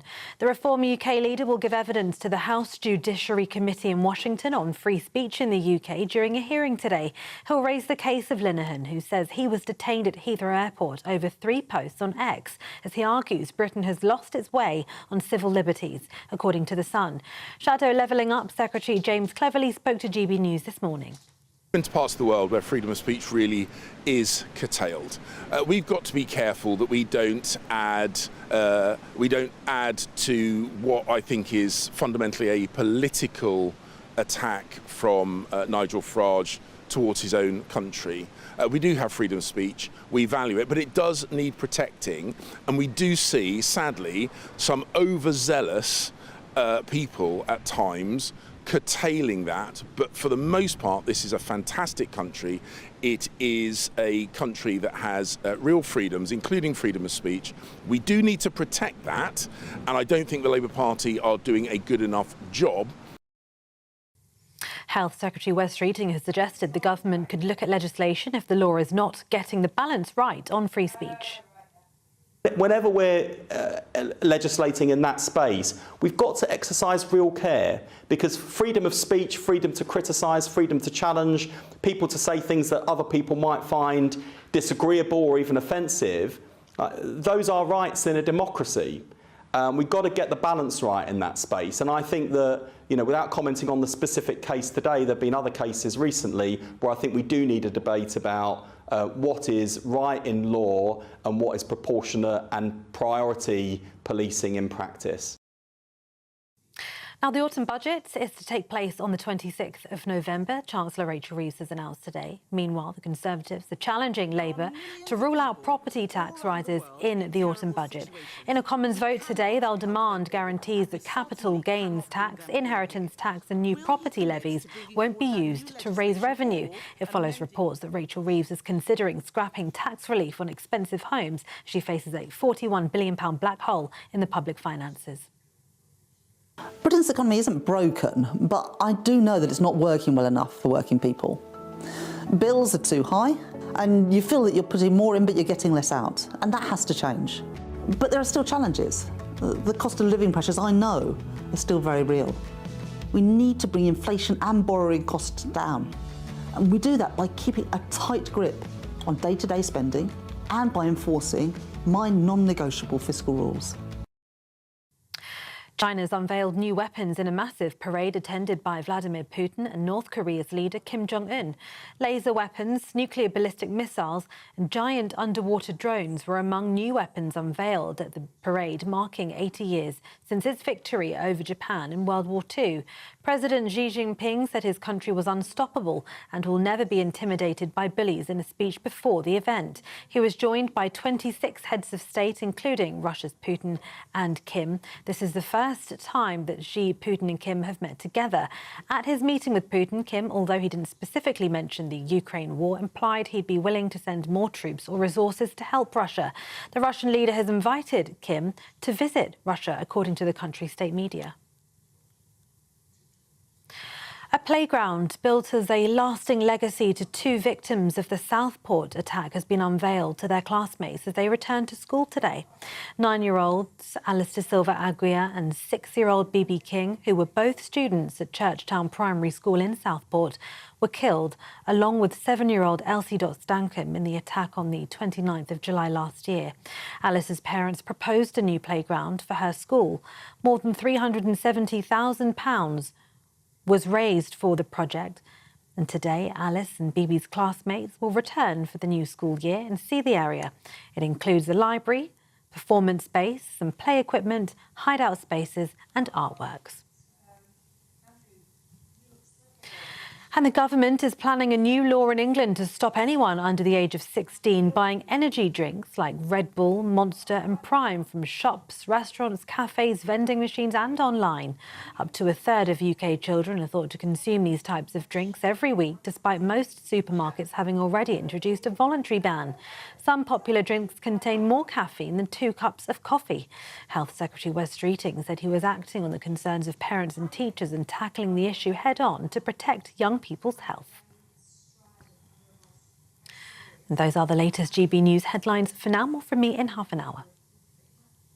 Cheers Britannia Wine Club proudly sponsors the GB News Financial Report. And here's a quick snapshot of today's markets. The pound buying you $1.3411 and €1.1504. The price of gold is £2,637.40 per ounce, and the FTSE 100's at 9,152 points. Cheers Britannia Wine Club proudly sponsors the GB News Financial Report.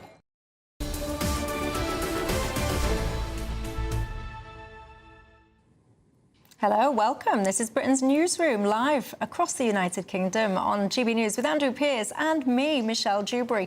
Someone just written in and said, Michelle, does this mean we won't see you at 6 o'clock? No. You're getting double bubble with her. I am. What a grafter. I'll go down in history as one of the hardest working women. What Good on you. Look, lots of you getting in touch. Sharon has said the Chancellor will be called the Grinch who stole Christmas. This, of course, about the news of that November the 26th budget. That is a potential headline. You can see it. Do you think? Yeah, because Christmas will be less than a month away. But what is she waiting for? They don't get it because the gap between them getting elected last year and the budget was enormous. And in that vacuum, so much went wrong, so much speculation. She announced winter fuel alert was going long before the budget even took place. It was disaster after disaster. And I don't think they've learned anything. And, of course, she's not even mistress of her own destiny anymore, because we saw in that reshuffle this week, which I wrote about in the Mail, she lost her deputy, who's gone into number 10 to be Chief Secretary to the Prime Minister. She lost her main tax expert, gone into number 10, working for the Prime Minister. And he's now got his own economic advisor, because he doesn't trust her. But if you're Keir Starmer, why would you look at Darren Jones, a man that I used to be once very impressed with, actually? I think he's a very good orator. I think he's quite a good face in lots of ways for the Labour Party. But then he messed it all up when he turned around and told a blatant lie. He turned around. Crossing the channel. Yeah, he said the majority of people on these migrant boats are women, children and babies. That is, unless your eyesight doesn't work, then you can see that is a blatant lie. And for me, I lost a lot of respect for him there. But given that this immigration and the boat situation is such a big issue for people in this country, why would Keir Starmer then look at Darren and go, do you know what? You're the man. You're the man. To fix it. Yeah. When he completely downplayed it, and he said it on a BBC Question Time studio panel. He did? And it took 2 days to correct it. And, of course, the correct figure is 73% of people crossing Channel are young men. But of course they are. And everybody knows it. Of course they are. And I suspect it's more than that now. It's like I was talking to Barry Gardner on my programme the other day and was talking about this Epping. So, of course, you know, yesterday, Epping Forest Council, they lost... they was basically trying to appeal, you know, the closure of the Bell Hotel. Yeah. They wanted to try and appeal this, and they've not been successful at this stage. Who knows what might happen in the future. But I kind of looked at those kind of situations, and I just feel, do you, as a government, understand the strength of feeling that people have about this issue, and I just don't think that they do. No. I don't think they do. But I think that the only thing they seem to get is that reform is surging in the polls, which is why they keep coming out with these piecemeal policy changes. In response to that? Yeah, and so Yvette Cooper the other day saying that families won't be able to come over here if you gained asylum, your family may not be able to come automatically, which was not the view she took 4 years ago. It's piecemeal, it's incremental, and it cannot compete with Nigel Farage saying he's going to deport 600,000 migrants. I was asking the viewers at home to give me your word that sums up your feelings. There's not been really a positive one at the moment. If you have a positive word that sums up your feelings about the state of this country, get in touch. I like a little bit of positivity, I do. Exactly. I'll tell you what's not positive, the threat to free speech in this country. Of course, the creator of Father Ted, Graham Linehan, he was arrested by... I laugh because it is literally so ludicrous. 5 armed police at Heathrow on Monday, apparently. It was inciting... He's been accused of allegedly inciting violence for stuff that he wrote on Twitter. People are going mad about this. Fantastic article written by Frank Farage. He joins us now. Hello, Frank, to you. Hi there, Michelle. What are your thoughts about what's going on in this nation right now? Well, I do worry because earlier on, I think one of the politicians made the point that this is the behavior of overzealous police.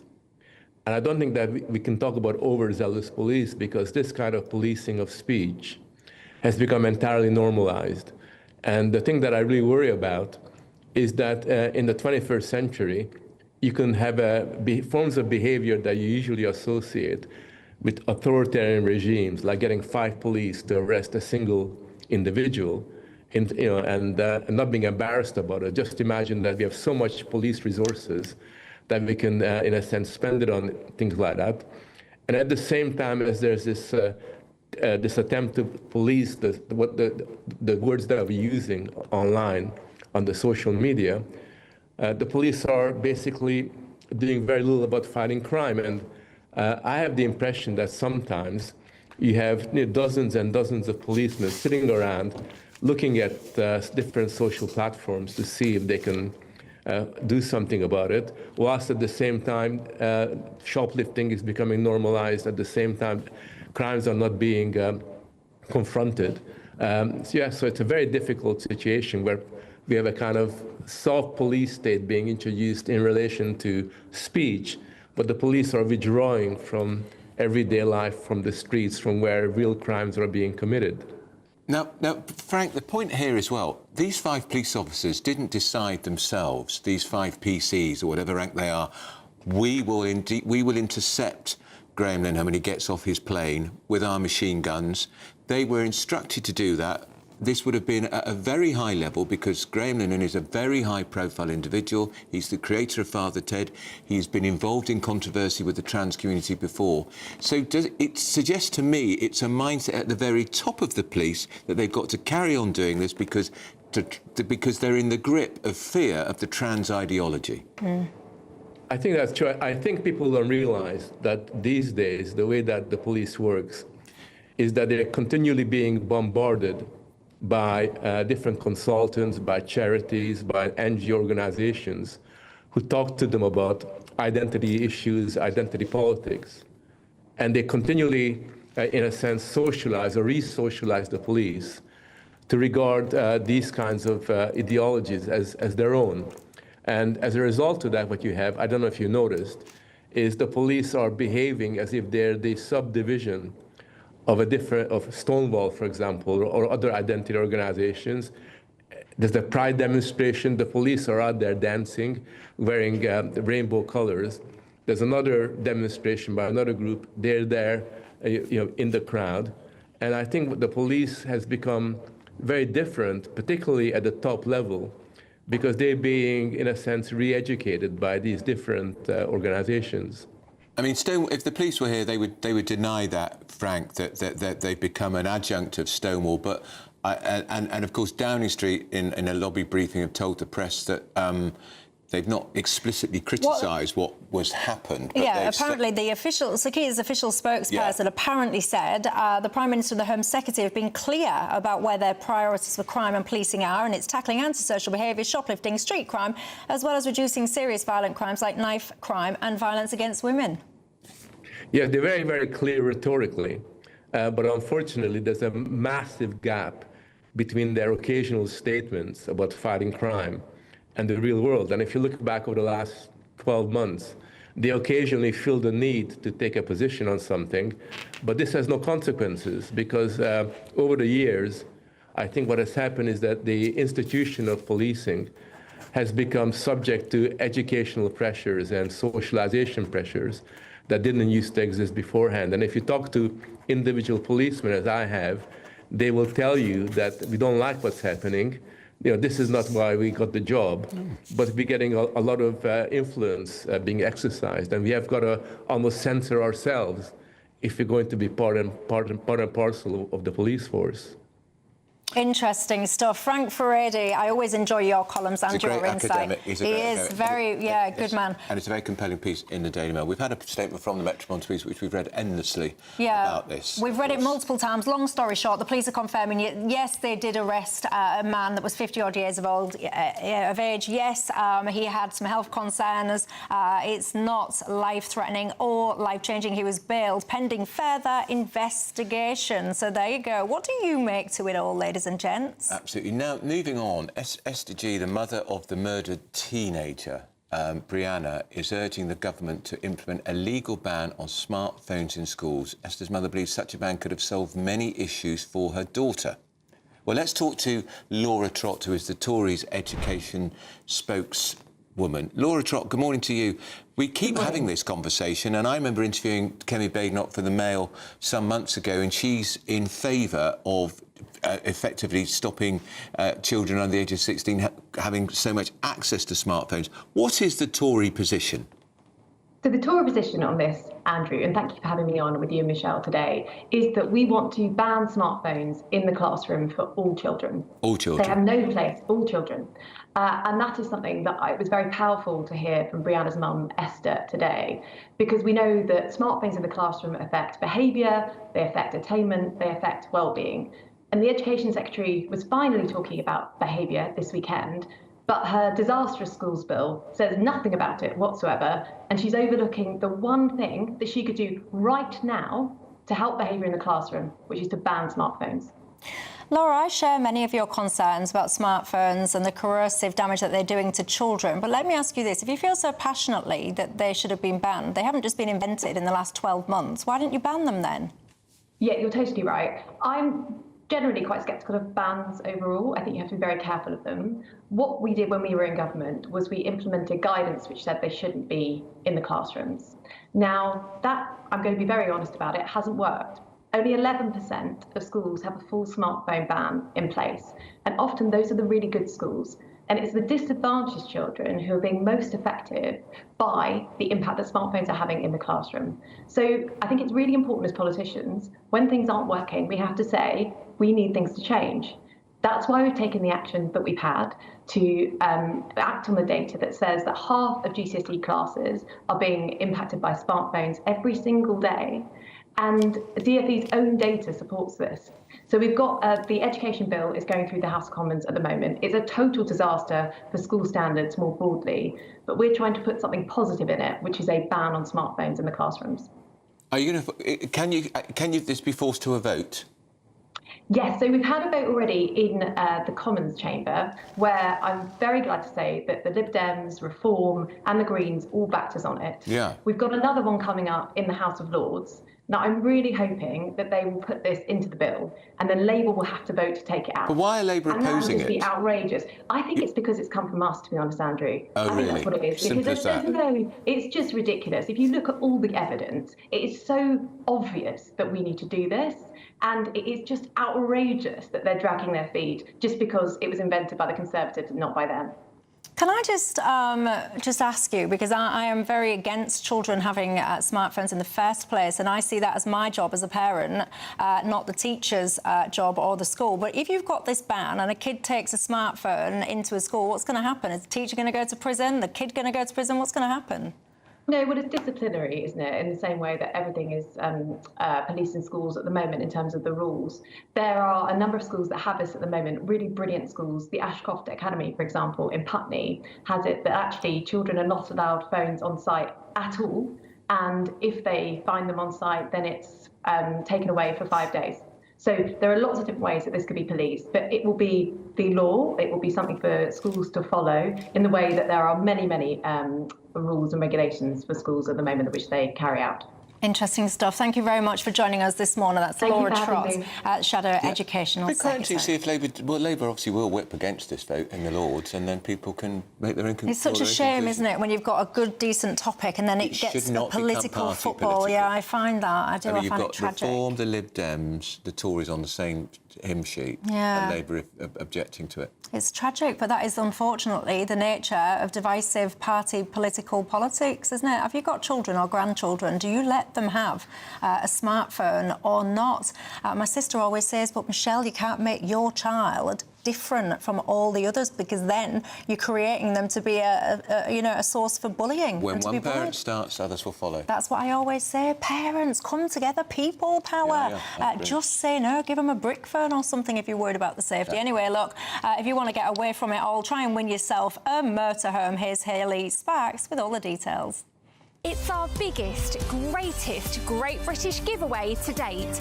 Your chance to win a prize package worth over £104,000. You could be driving away with this brand new Benamar Primero motorhome.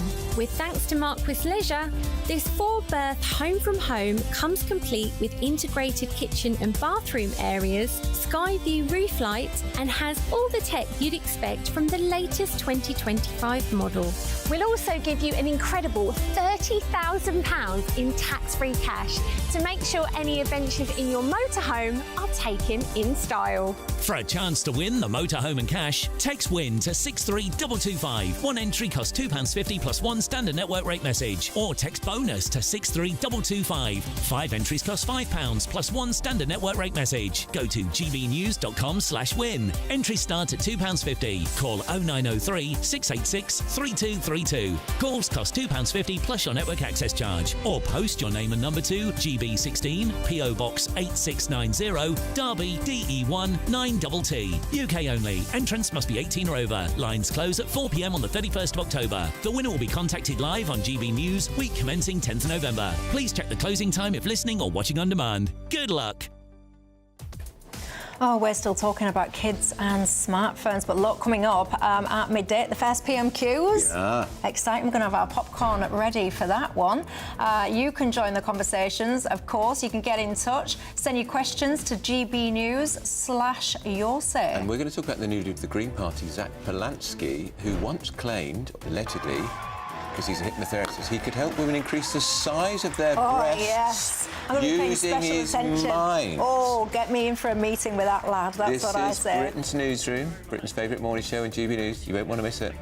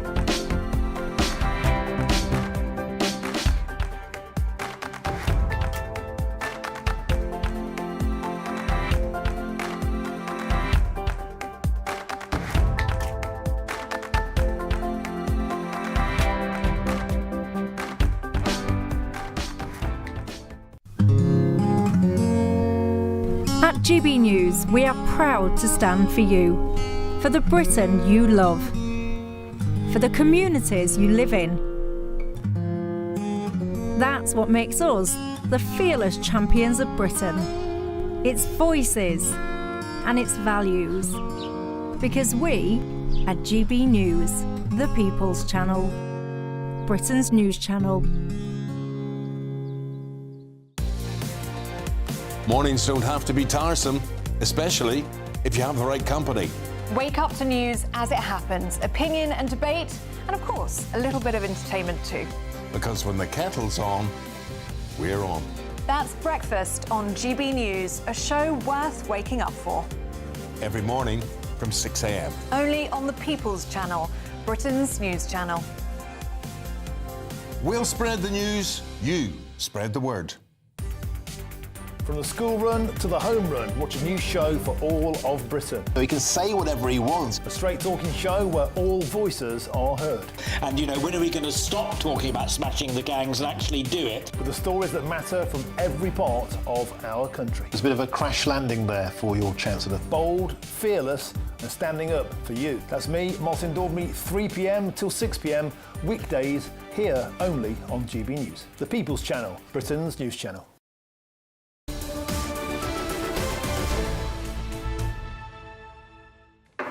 Hello there, Britain's Newsroom with me, Michelle Dewberry and Andrew Pearce. The panellists are back, Stephen Pound and the broadcast and journalist Mike Parry. There was some breaking news we're hearing. Angela Rayner. Well, it's being reported that Angela Rayner has apparently admitted that she didn't pay the right amount of stamp duty on the purchase of a second home and has referred herself to the independent advisor on ministerial standards. So the Deputy Prime Minister, who's been raging about the perils of second homes because they drive up people's property prices. And people who own them are Tory scum. Tory scum. Yeah. So we know that she told Brighton and Hove Council when she bought this property that it was her principal residence. Funny that, when it's 260 miles from her constituency. Yes. Then she saved £40,000 council tax. Well, I think everybody said throughout this whole imbroglio that she's done nothing wrong. But I have to say it was an incredible coincidence that the property up in under Lyme happened to be exactly the same. 650,000. Yeah. To avoid it. Yeah. Look, Andrew, we don't know that she's referred herself to the Independent Standards Commission. Well, it's very, very widely reported right now. Obviously, we're on air, so I haven't seen. No, but that has been speculated. It wouldn't be the first time that GB News got in ahead of everybody else. I mean, I think you got the date of the. On a basic 2 weeks this has been running, this story. On a basic common sense principle, how could it ever have even been considered a thought that you could propose your primary residence in Hove, which if you're not familiar with UK geography, it's towards the bottom. That's the short version if you're not in the UK. South Coast. Right, 350 miles away. When you're an MP, essentially for Manchester, which if you're not in the UK, is kind of just above the middle up. But one issue here, which I don't think has been focused upon enough, are the constituents of her constituency. Because if I've got it right now, she's no longer got an interest in the constituency home because she and her husband own it. Her former husband, they're divorced. He got his half, she got hers. She took that money and put that down as a payment on the Hove property. So if I was a constituent of Angela Rayner's, I would be mortally upset that the only two properties that now seem to be focusing are one on the south coast, a luxurious £800,000 next to Brighton, and this massive baronial grace and favour home in the centre of London. It was once lived in by Sir Winston Churchill. Exactly. Well, and John Prescott, so it's pluses and minuses, Yeah. But look, the reality down by Michael Gove. Well, the reality is that the thing about MPs living in their constituencies and older. I mean, Nigel Farage lives in Kent, but he represents Clacton. Stephen, do you not think it sounds odd for the Deputy Prime Minister and Housing Secretary to say her principal residence is in Hove on the south coast when she's the MP for Ashton-under-Lyne, 260 miles north of Hove? And also thrashing around. I'm sorry, thrashing around. I need Hove because it's close to London. It's not. Let me just respond, Andrew. I will defend the Labour Party with my dying breath, but I find it very difficult, in all honesty, to defend this. The optics are terrible. On this one. And they have been for 10 days, and she should have said this straight away. But let's not forget the Alistair Campbell rule. If you're on the front page of the papers for 9 days, it's a crisis. But where is the integrity? I mean, let's let this investigation run its course and all the rest of it, but apparently she has admitted doing wrongdoing. Where is your integrity? If you want to be a public servant, if you want to represent people, especially in this day and age where trust in politics and politicians is diminishing rapidly, where is your sense of moral code and values yourself? Yeah, I'm glad you said that, because that, for me, is the absolute key. I mean, back in my day, you could claim a huge amount of money for a second home, even if you're a London MP. And fortunately, that no longer applies. You now can stay in a hotel. The idea that we had constituency homes and homes in Westminster, and unless you're the MP for Upper Bann or the Orkneys or something, was terribly wrong. And I know people who actually ended up owning very desirable houses because, amazingly, Parliament paid the mortgage on their second home. And then when they sold it at the end of their parliamentary career, they didn't have to pay a penny back. And or they could flip those two properties. They could continually flip, which was their major reason. To avoid capital gains. The other issue here is where's her sense of public duty? How many hours do you think she has sat down with these tax advisors, these experts, desperate to save her money? Expensive and very, very time-consuming, when she could have been sitting down trying to solve a constituency problem or maybe the small boats problem on the south coast. What to her cabinet colleagues who've been wheeled out in TV and radio Absolutely. again and again, day after day, saying Angela Rayner has done everything within the rules, and now she's saying, "Whoops, I don't think I did." The real problem is that the Labour Party is trying to have a reset. I mean, basically, we lost the summer war. Nigel Farage won the war this summer by having press conferences every Monday. You know, he's won. He's dominated the airways, and so we're trying to get a reset by having Darren Jones in as a special advisor and changing the Darren Jones, the guy that lies about the.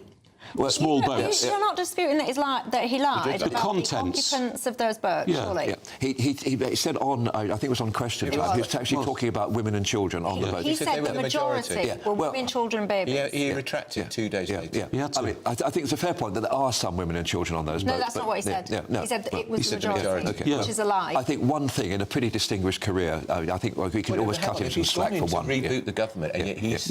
Well, this is the point. So we're trying to get the reboot, and unfortunately, Angela Rayner is on the front page of virtually every newspaper that Zach Polanski. This has got to come to a head, hasn't it? Because as I think you've commented, what Michelle's just said, it is coming to the head. Yeah, but as Andrew commented this morning, these Labour MPs doing their round supporting Angela Rayner are now getting pretty fed up of it, aren't they? Coming out of the interview and saying, I can't keep doing this. I wrote this in the Mail today. A senior minister, came raging up to you saying, I'm just fed up with this. Everything is all about Angela Rayner. We defend her, but we don't know the facts. Well, we know a few more now. Yeah.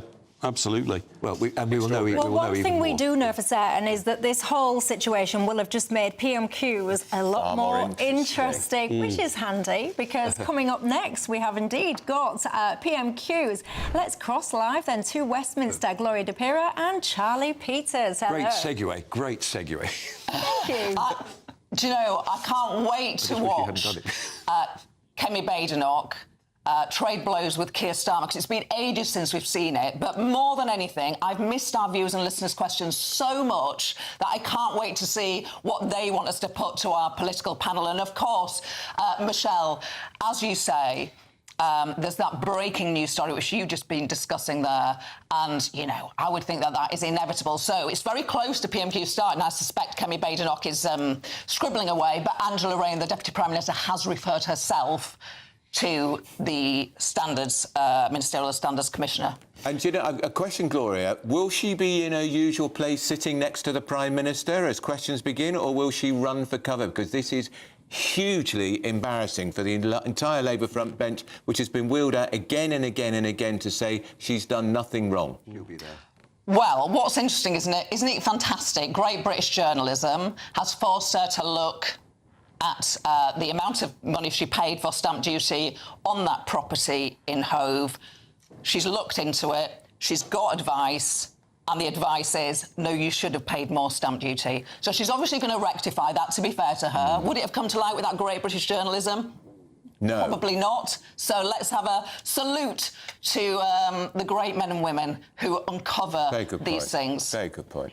Well, we look forward to that. I tell you, we will have our popcorn at the ready. Get your questions in. Hold on a minute, because I am slightly confused. Because I thought it was a situation that there was some kind of court order in place that was saying that she couldn't discuss or we couldn't discuss or it couldn't be discussed. That was the story from 2 days. That was in yesterday's paper. Where is the integrity? Exactly. Where is the integrity? Supposed to be some child interest in this, isn't it? And Gloria makes a very good point. If the Mail on Sunday hadn't broken the story about the property in the first place, and then the Telegraph got the story about the stamp duty, we'd be none the wiser. Absolutely. That the Deputy Prime Minister apparently has not paid the right amount of tax. When this is a government, what do governments do? They taxes to bilio. Yeah, and particular focus on people who've got second homes. They hate people with second homes. Consider resigning then? She'll wait for the independent report, and if the independent report comes back, so she's did wrong, she's toast. Do you reckon? Do you think she should consider resigning? I don't think so. I don't. That's not in her DNA. She's she's elected. She's an elected deputy leader of the party. Right, well, let's listen. Let's hear it from the horse's mouth, shall we? Angela Rayner, let's go. It's been quite a distressing time for my family. I have a court order that was in place around confidentiality regarding my son, my family and my divorce proceedings that happened in 2023, and therefore wasn't able to give a full account of the circumstances of our complex living arrangements. That order was lifted last night. I applied to have that order lifted so that I could give people the information. In 2020, my son had an award, and a trust was set up by the court to deal with his finances as part of that award with a legal trustee. And in 2023, when me and my husband divorced, the decision was, because that home was adapted to support my son who has lifelong disabilities as a result of that injury that occurred to him, that trust was set up, and they decided that they would take on the property so that me and my husband could have a nesting arrangement where we could provide for my child in our family home, which is our family home and remains our family home. So when I'm looking after the children, I go back to the family home, and then when my ex-husband is looking after children, he does, and it was done primarily to support my son with his additional needs and to provide stability for them during the divorce. And that was the arrangement that we put in place. Well, there you go. That answers my question about the court order. So that's because I was just finding that very confusing. So you've got that answer, ladies and gents. I'm still none the wiser, though, what that information and that side of things has got to do with the fact that somehow that's to get the sympathy vote. But actually, she's referred herself to the independent... Yeah, but that's a tactic to stretch it out, isn't it? Because exactly the same thing happened on the drinks allegations in the northeast of England. So the last thing she wants is to stretch it out. The question is, should she have paid more stamp duty, yes or no? Apparently saying she didn't pay enough. Well, if she... Is that... You know, yes, apparently she's admitted wrongdoing and has referred herself. And I'm afraid Cabinet ministers have to be judged more harshly it's Caesar's than wife. anybody else. No, you're right. Caesar's wife has to live above the laws, criticism. And they must not be seen to be breaking them, particularly I entirely accept that. On tax. And we've got a major budget coming up which is going to tax us even more. And we've had 10 days of this, Stephen, when she could have come out very early on. But morals in politics have changed, and if they break the ministerial code now, cabinet ministers don't seem to think it's necessary for them to resign anymore. Nadim Zardari certainly didn't. Yeah, exactly. Exactly. There hasn't been a cabinet minister resigned since the Critchell Down affair in the 1953. Part of Angela Rayner's shtick, Stephen, is that she's the ordinary working class. She's the authentic voice. Extraordinary rise from leaving school at 16, pregnant, single mother, carer, became an MP at 35, authentic, straight-talking. Yeah, very impressive story. Very impressive story. But is she now going to be dubbed a tax dodger? I sincerely hope not, but what I think is quite interesting is when you're actually talking about the authentic voice of the working class, one thing that I actually know, having spent most with similar background to you, is that people are desperately, they don't want to get into debt, they want to obey the law. They are the most law-abiding of people. It tends to be the toffs and the multi-millionaires who are the tax fiddlers and the dodgers. I think if that is a sobriquet is attached to her, this two pads business, if they can hang that on her like they hung two Jags on Don Prescott. But two Jags is one thing, but three pads. We're talking. And you're talking about £2 million worth of property. You know, that's an awful lot of money. She has a fantastic ability to turn herself into the victim at times like this. On a much smaller scale, when it was said that allegations had been made against her in her trying to taunt Boris Johnson in the House of Commons, remember? Because she had legs. All of a sudden, she turns up in trouser suits and saying, I'm being victimised because I'm a woman. She's very good at turning the victim, I am the victim, violins on. That was the Sharon Stone, I think. She caused great grief for the Daily Mail wrote about that, and then it turned out that actually she talked about it at length. Absolutely. In a podcast which was filmed, and she even demonstrated how she would open and cross her legs for the benefit. And had been talking about it on the terrace at the House of Commons at the same time. Exactly. Yeah, unbelievable. I find it depressing. I want the people that rule this country, we're going to use that word, to be impeccable. I want them to have, and I can't stress it enough, integrity. Oh, I agree. If you don't have integrity, for whatever reason, get out of public office. Neil Kinnock once said to me that when he first became an MP, his mother said to him, never forget, Neil, MP stands for man of principle. Right. Yes. Never forget that. I think that was then. And I think we've got... It's not just MPs. I mean, there's a problem. You know, when I was your age, we had doctors, priests, politicians considered to be exemplary people. Stephen, do you think, because you've been an MP in the House of Commons, somebody is operating against Angela Rayner behind the scenes in a power battle inside the Labour Party? Well, I wrote this morning in the Mail, and I believe it. I was just going to say, may I refer you to an article in today's Daily Mail? Exactly, that's what I'm saying. But can you back up? Can you back up that this sort of thing happens?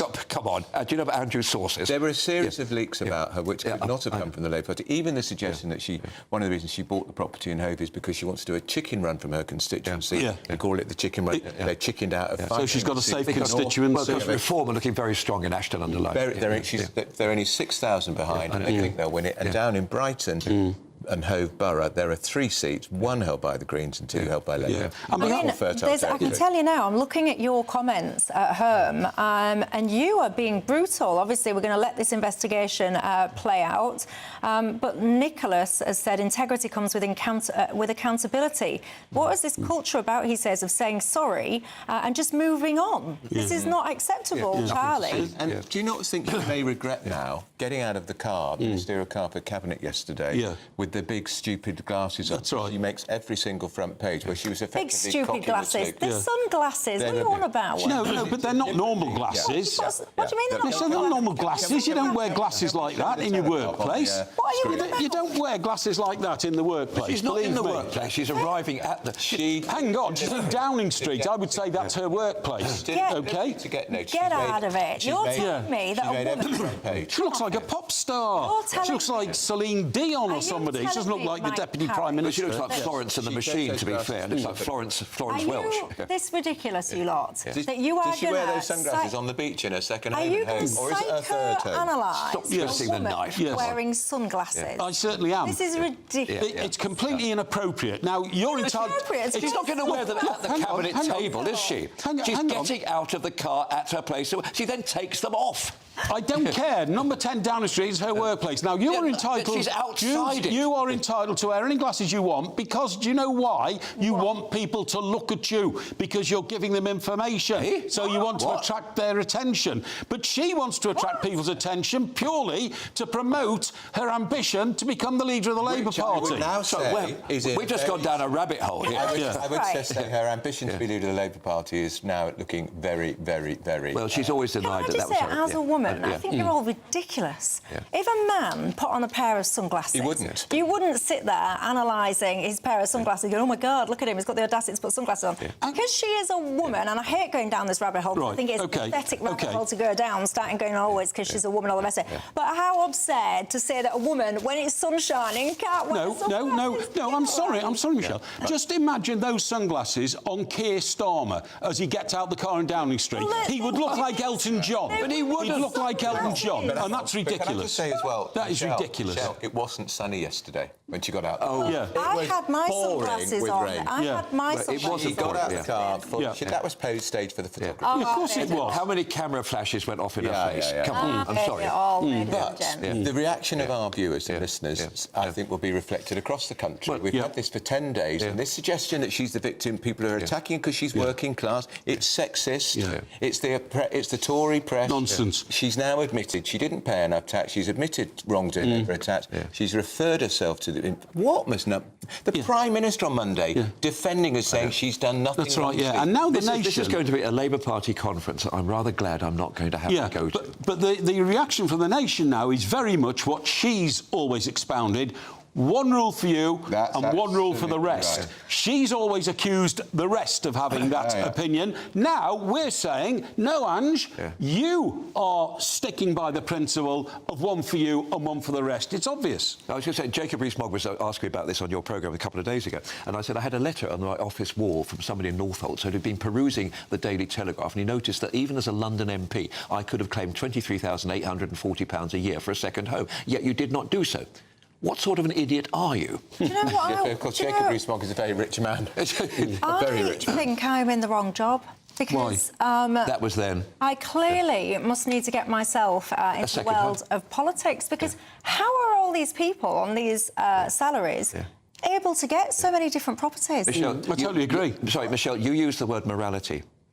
So that almost excludes you. I think you believe in a moral code and a moral basis. I just find it fascinating. If you've got a ministerial salary of, I don't know what it is, it's what, about 165,000 on top of 90,000. But Michelle, you've raised such a good point, because also we know that Labour have a war on aspiration and ambition. OK, but the people conducting this war are earning huge salaries, have huge houses, and again, the idea is we've got it all now. Let's pull up the drawbridge. We're going to have a listen now. We've got the clip of Auntie Rayner actually addressing straight up her... Did she pay the right stamp duty on this property in Hove in the South Coast? Well, I'm off. It's been quite a distressing time for my family. I have a court order that was in place around confidentiality regarding my son, my family and my divorce proceedings that happened in 2023, and therefore wasn't able to give a full account of the circumstances of our complex living arrangements. That order was lifted last night. I applied to have that order lifted so that I could give... Well, as fascinating as that story is, we've already heard it once. This is not the X Factor. We'll pause the sob stories. Let's move forward and listen to stamp duty, shall we? We don't have it. So, well, that was an anticlimax. We'll get you it, though. Don't worry about that. We are going to bring you... Sir Mark Rowley, the Metropolitan Police Commissioner, has responded to the growing anger in the country over the absurd way the police behaved. 5 armed police officers arresting the middle-aged comedy writer Graham Linehan at Heathrow Airport. I think, are we ready? We can play that to you now. So this is what Sir Mark Rowley had to say, and it's about time he responded. Yeah, he says his officers are, I quote, in an impossible position, and they should not be, of course, so don't do it. Toxic culture war debates, as he responded. But don't send 5 police officers with submachine guns to the Heathrow Airport. And the culture, it's fairly simple. I'm afraid he's the boss. The culture must be dictated from the top. Exactly. Can I just make a point as well? I hate this notion that believing in actual reality, that a man cannot be a woman. I don't care. You can stick silicone bags on yourself. You can turn your bits and bobs inside out, and you can put a wig on and call yourself Shirley all you want. You're still not a woman. And not bending to this ridiculousness is not a culture war. It is just basic biological reality. I hate the notion that he's talking about there. Oh, culture war debate. It's not a culture war. Hang on a second. I think the Graham Linehan case is actually almost sub judice at the moment. I think there's a possibility of criminal action. So I think perhaps we should be careful what we say. I'm not talking. He can say. Hold on, to be clear, I'm not talking. Irresponsible for 5 cops. 100%. Yeah, but I think Michelle is broadening that, and quite right. No, Michelle is responding. Sorry, Michelle is responding to what Mark Rowley has just said when he is about calling toxic culture wars. Toxic culture wars. What he's on about the transition. Toxic culture wars. How have we got into a situation? How is it a toxic culture war? If you went back in time 50 years ago and you said to people, oh, you know, in 50 years' time, people are going to think that a guy can just wake up one day and go, yeah, I'm a girl, you lot have to call me she, you have to let me in your changing rooms and all the rest of it. They would look at you stark, raving mad. Fast forward now, it's now a culture war debate if you don't believe the ridiculousness of transacting. But don't you think that the dial's turning a little bit, particularly in Scotland? I mean, they're ridiculous. We've just seen it's not turned completely.